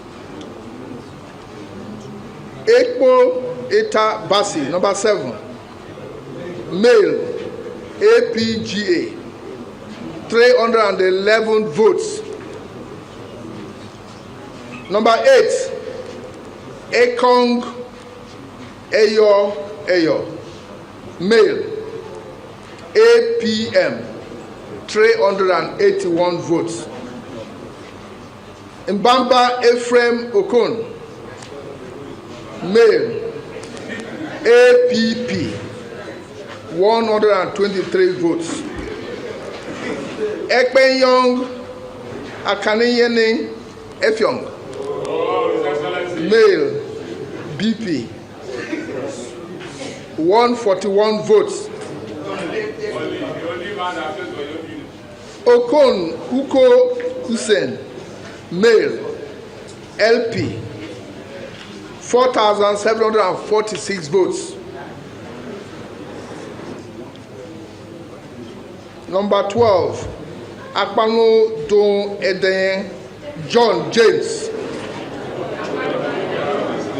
male, NNPP, 12,509 votes. Etang Kubeat Basi, male, NRM, 861 votes. Eno Umo Basi, male, PDP, 356,348 votes. He can name Sunday Francis, male, PRP, 288 votes. Udo Imam Monday, female, SDP, 442 votes. Akpan Albert Bassi, male, YPP, 136,262 votes.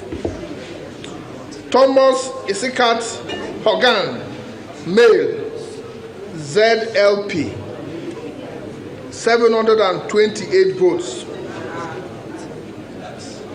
That's Eno Umo Basi of PDP, having satisfied the requirements of the law, is hereby declared the winner and is returned elected. Signed, returning officer.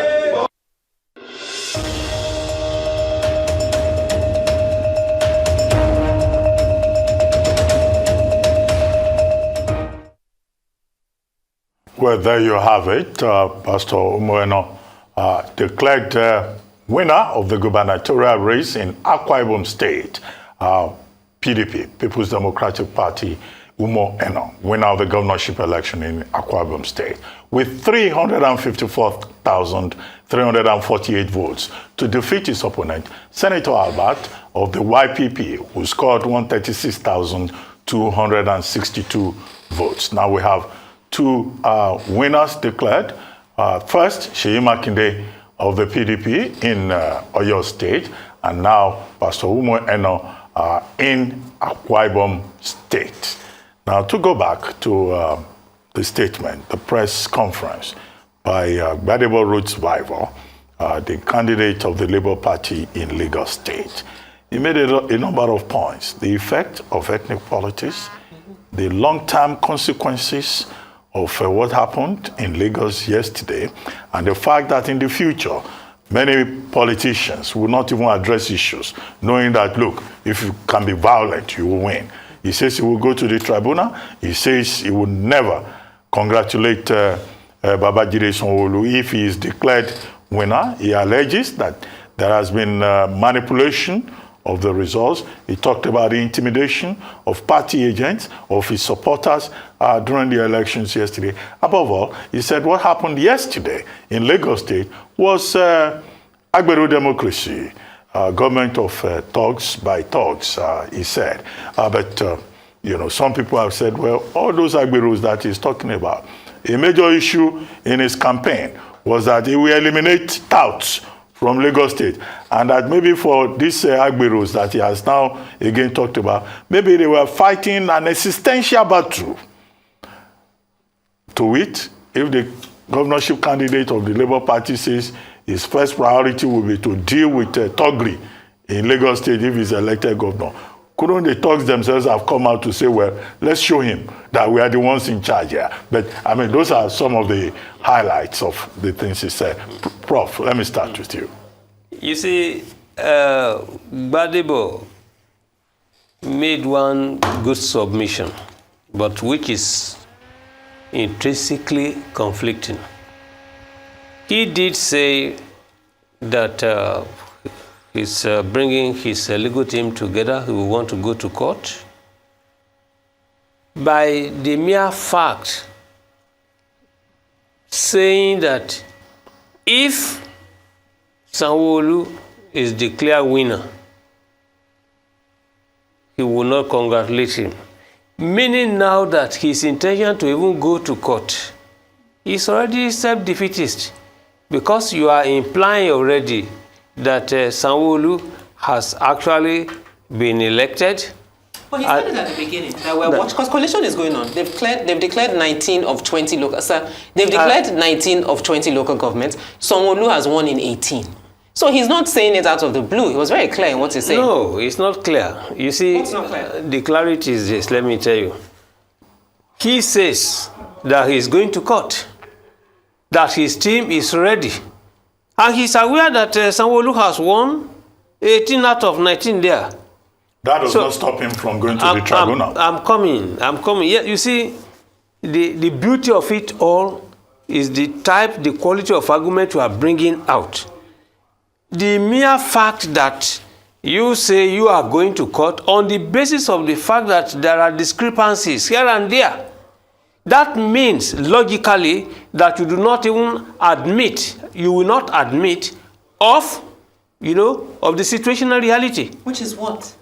The situation. Prof, I don't get what you're saying. Exactly. Well, it's an if. It says if Sanwo-Olu is declared, right, he will not congratulate him. Yeah. So the next stage will be he will go to the tribunal. I don't see the contradiction here. No, hold on. No, can we address some of the other issues? Yes. No, they are there. You see, Prof, we are making something very straightforward complicated. He started off the press statement by saying, we see what is going on at the Collation Center.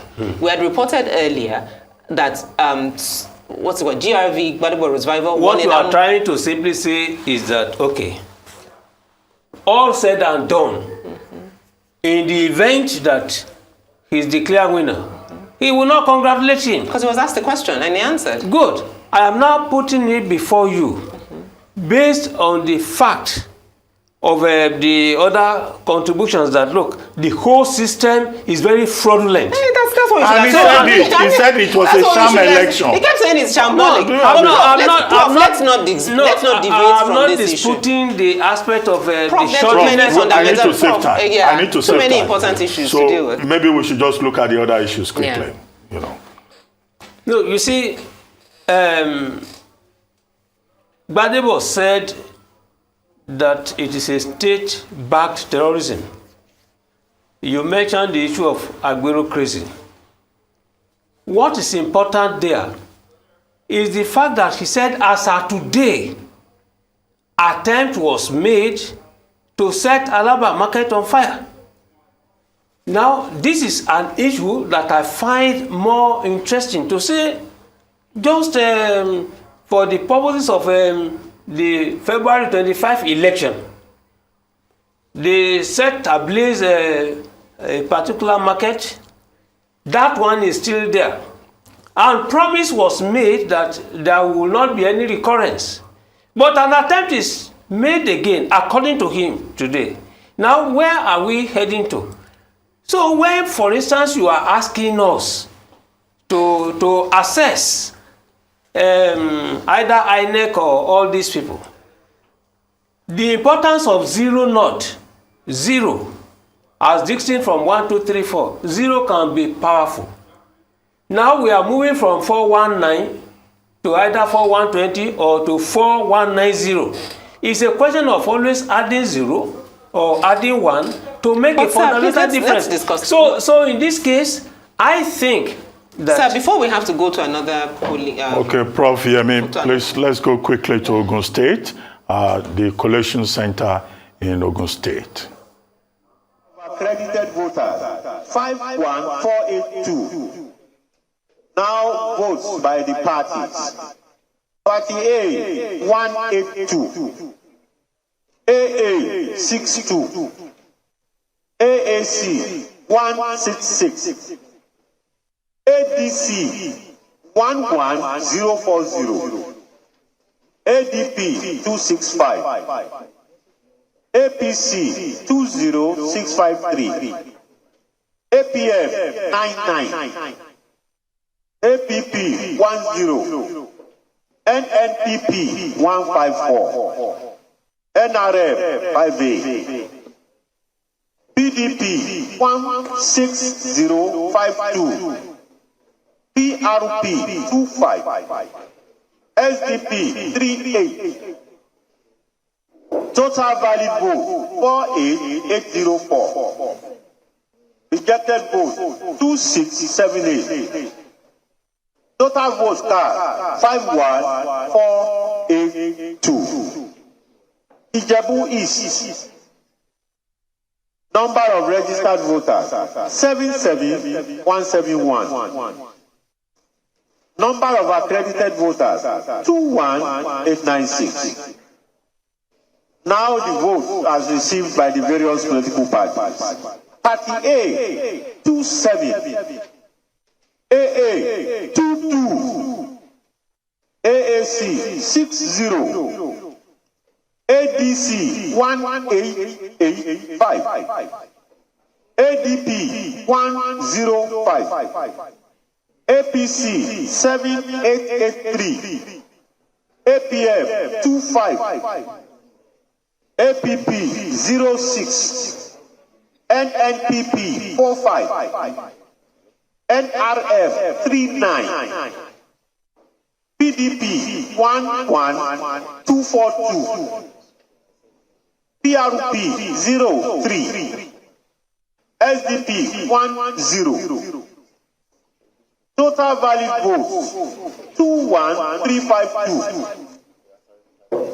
Rejected votes, 542. Total votes cast, 21894. Ijebu North. Number of registered voters, 133122. Number of accredited voters, 38340. Votes by the party. Party A, 26. AA, 36. AAC, 82. ADC, 2393. ADP, 128. APC, 18815. APF, 29. APP, 05. NNPP, 22. NRF, 26. PDP, 15904. PRP, 08. SDP, 04. Total valid vote, 37478. Rejected votes, 848. Total votes cast, 38326. Ijebu Northeast. Number of registered voters, 52457. Number of accredited voters, 14687. Now votes by the various political parties. Party A, 05. AA, 05. AAC, 40. ADC, 1448. ADP, 44. APC, 5408. APF, 15. APP, 03. NNPP, 27. NRF, 13. PDP, 7086. PRP, 00. SDP, 08. Total valid votes, 14102. Rejected votes, 357. Total vote cast, 459. Ijebu-Ode local government. Number of registered voters 90760. Number of accredited voters 25730. Now votes by the parties. Party A 11, AA 05, AAC 35, ADC 1348, ADP 110, APC 12907, APF 29, APP 06, NNPP 36, NRM 29, PDP 10714, PRP 07, SDP 20, total valid vote 25257, rejected vote 473. Total vote cast 25730. Ikene.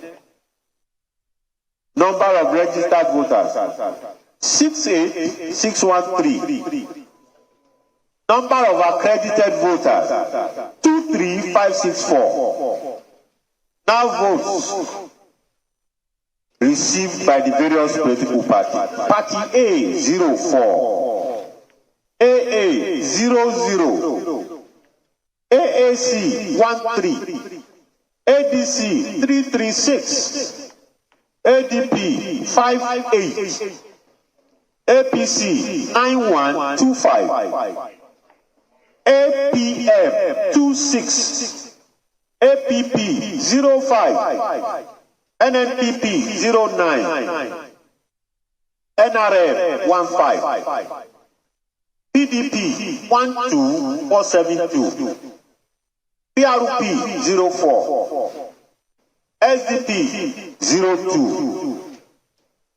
Total valid votes 22069.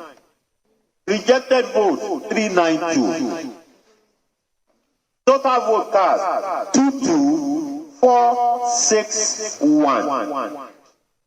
Imeko Afon, local government.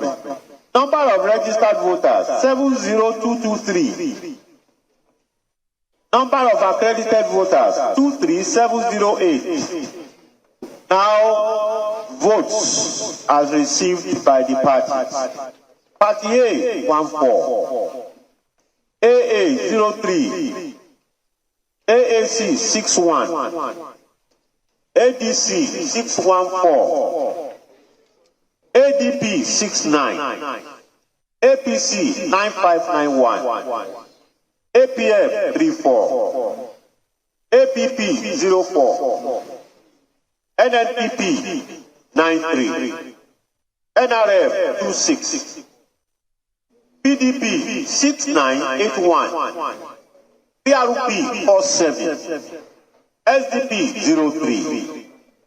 Total valid vote 23050. Rejected vote 658. Total vote card 23708. Ipokia local government. Number of registered voters 136281. Number of accredited voters 45035. Now votes by the parties. Party A 15, AA 17, AAC 83, ADC 1897, ADP 143, APC 21338, APF 876, APP 19, NNPP 46, NRF 58, PDP 19189, PRP 14, SDP 08, Total valid votes 43,703. Rejected votes 1328. Total vote cast 45031. Obafemi Owode local government. Number of registered voters 179,696.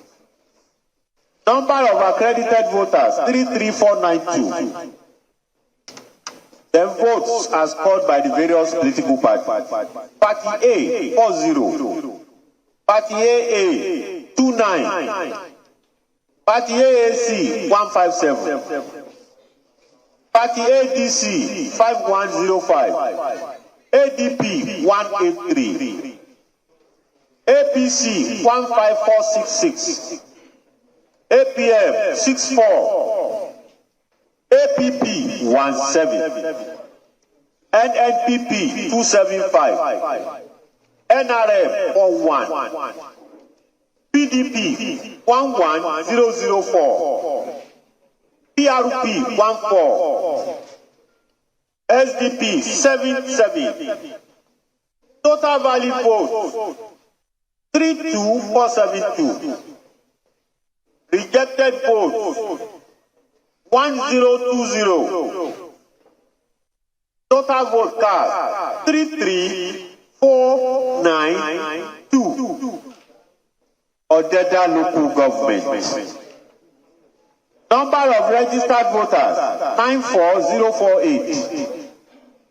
Number of accredited voters 23975.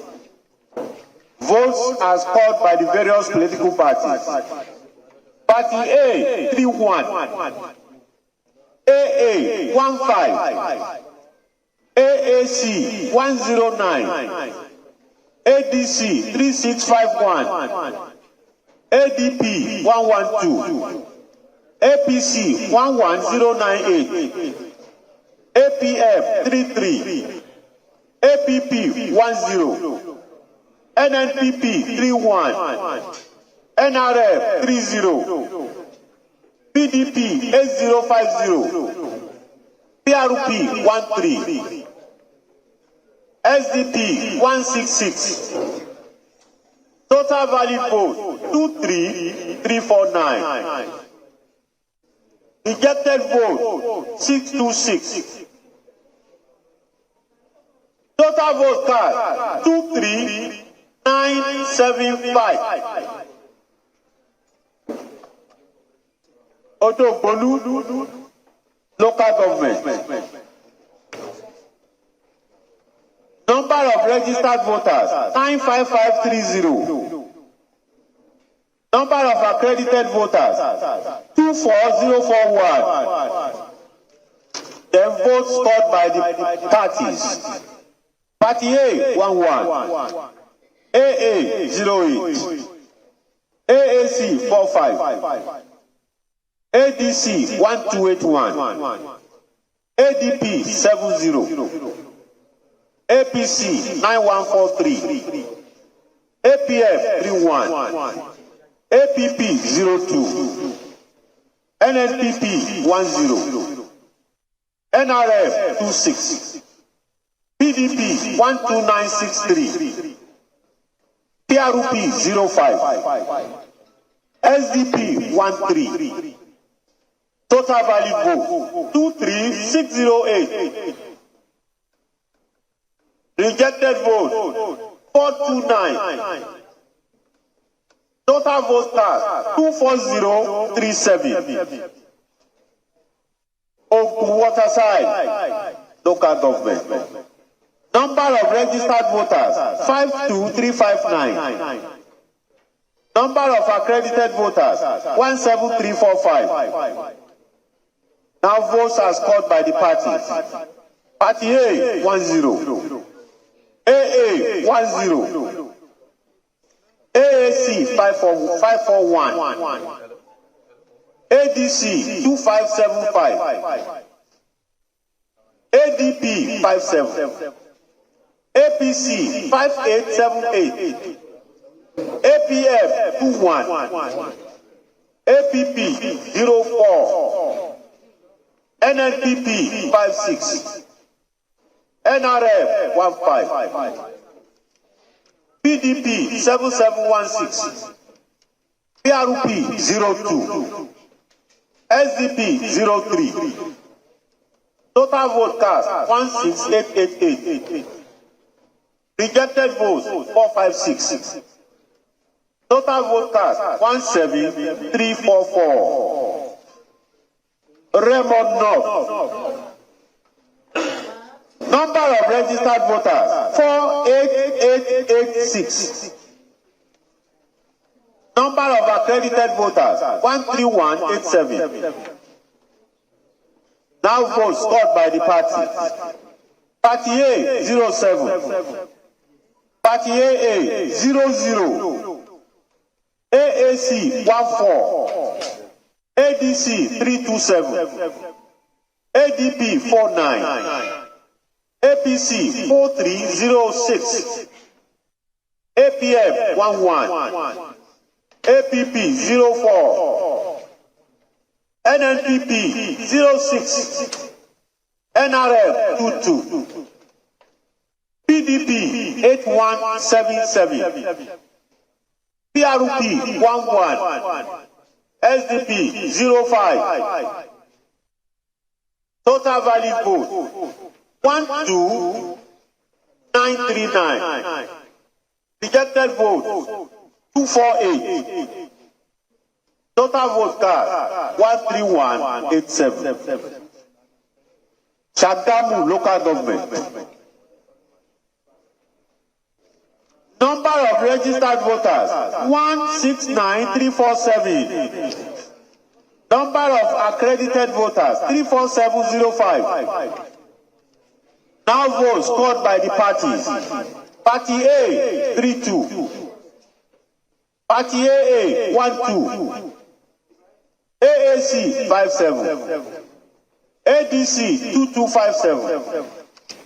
ADP 142. APC 13128. APF 46.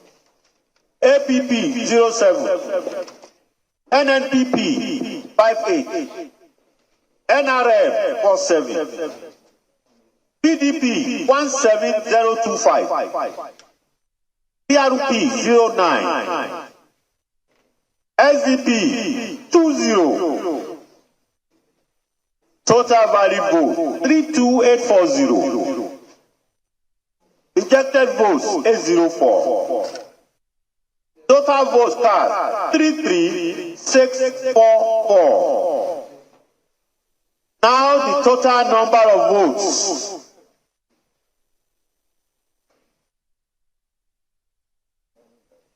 Number of registered voters 268 8305.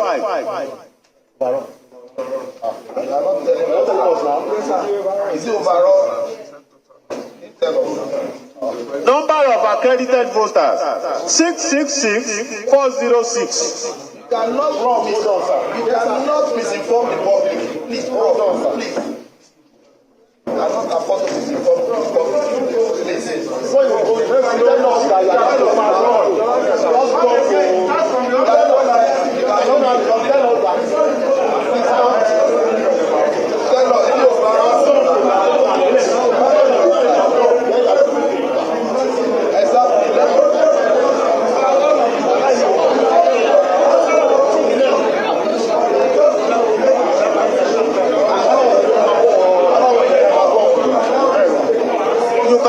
You can't stop the.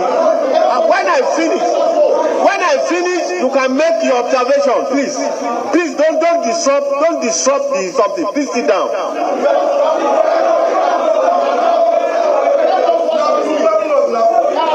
I have completed all the 20 local governments, and now the total number of votes.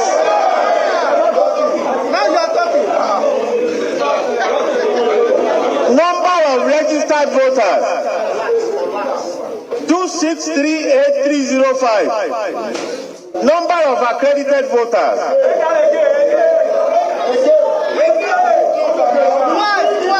We need this figure.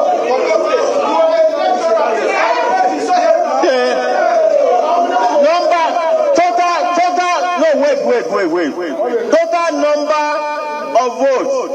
2688305. 2688305. Don't worry, this total number of votes, I will repeat it twice. Number of accredited voters 666,406. 666,406. Then the votes as received by the various political parties. Party A 724. 724. Party AA 382. 382. Party AAC 2613. 2613. ADC 94754. 94754. ADP 2770. 2770. Party APC 276298. 276298. APF 2066. 2066. Party APP 207. 207. Party NNPP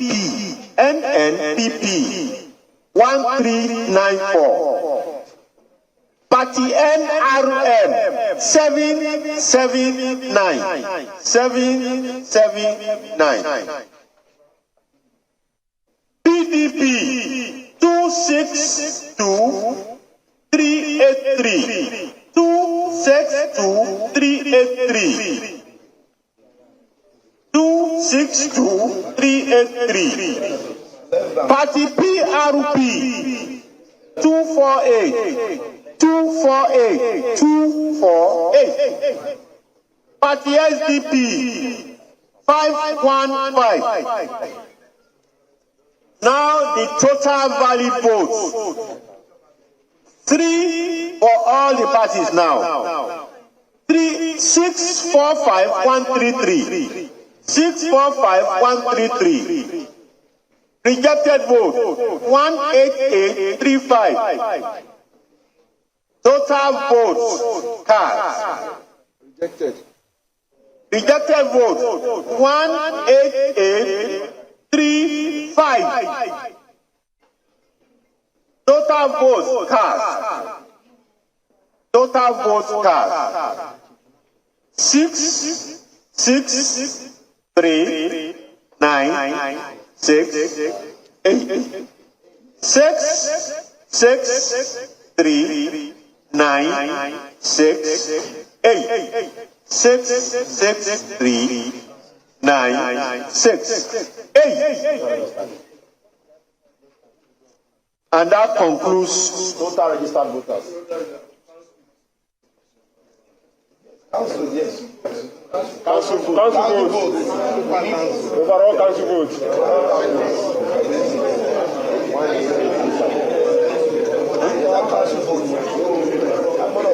Yes, now.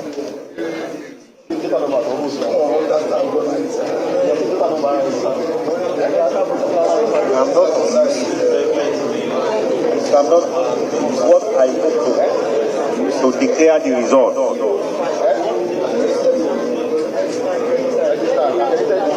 I will now go ahead for the declaration of the result.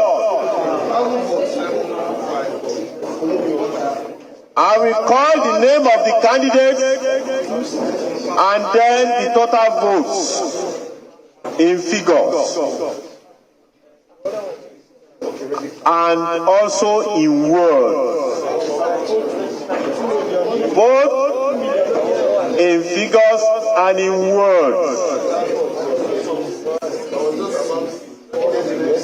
Omosoya Abayomi Monsuru, political party A, 724. 724. Adeyemi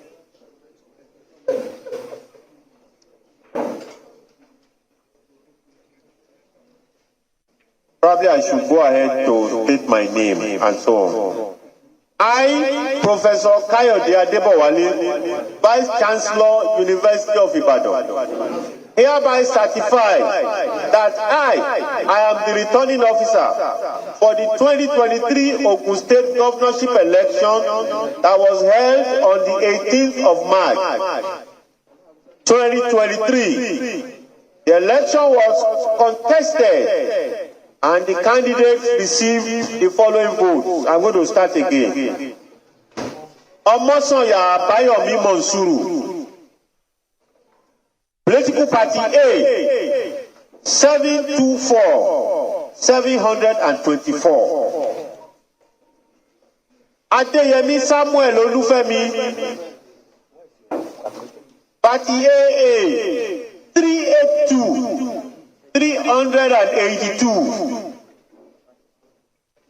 Harrison Adeyemi, AAC, 2613. 2,613. Adelawa Mayemilola Michael, ADC, 94754. 94,754. Shokubi Kazim Olarewaju, ADP, 2770. 2,770. Abiodun Adedapo Oluseun, APC, 276,298. 276,298. Jola Oluwa Olutosin Emmanuel, APM, 2066, 2066. Falana Olufemi Omoshile, APP, 207, 207. Ogutoyinbo Olufemi Ajadi, NNPP, 1394, 1,394. Ogurombi Tofumi Oludayo, NRM 779, 779. Adebutu Oladikupo Olatunde, PDP, 262,383, 262,383. Johnson Cyprus Oluwaseun, PRP, 248. 248. Ojeshina Anthony Olawumi, SDP, 515, 515. That Abiodun Adedapo Oluseun of APC, having satisfied the requirements of the law, is hereby declared the winner and is returned elected. Thank you.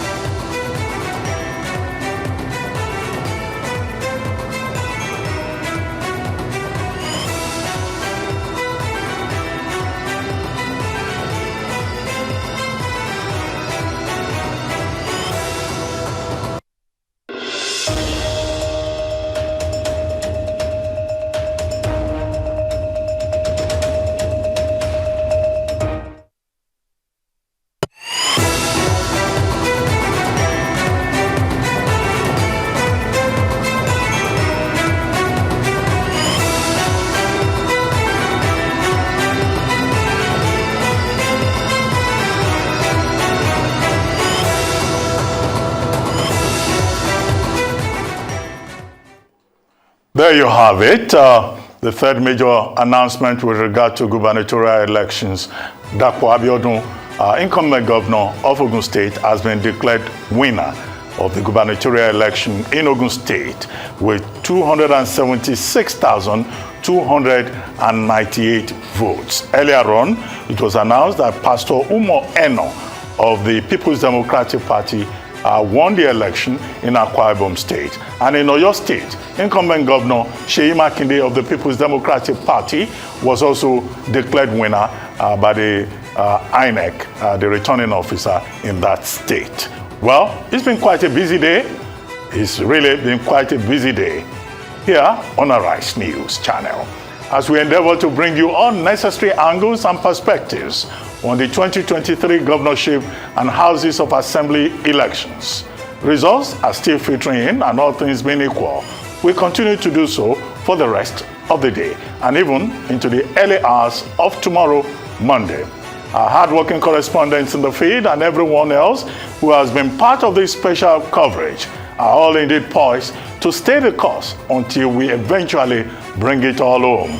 And this is not to forget our distinguished resource persons for their invaluable contributions. We drop anchor here for Arise News Abuja to continue with the broadcast. I'm Ruben Abati. Do have a great evening, everyone. It's still the Arise News channel.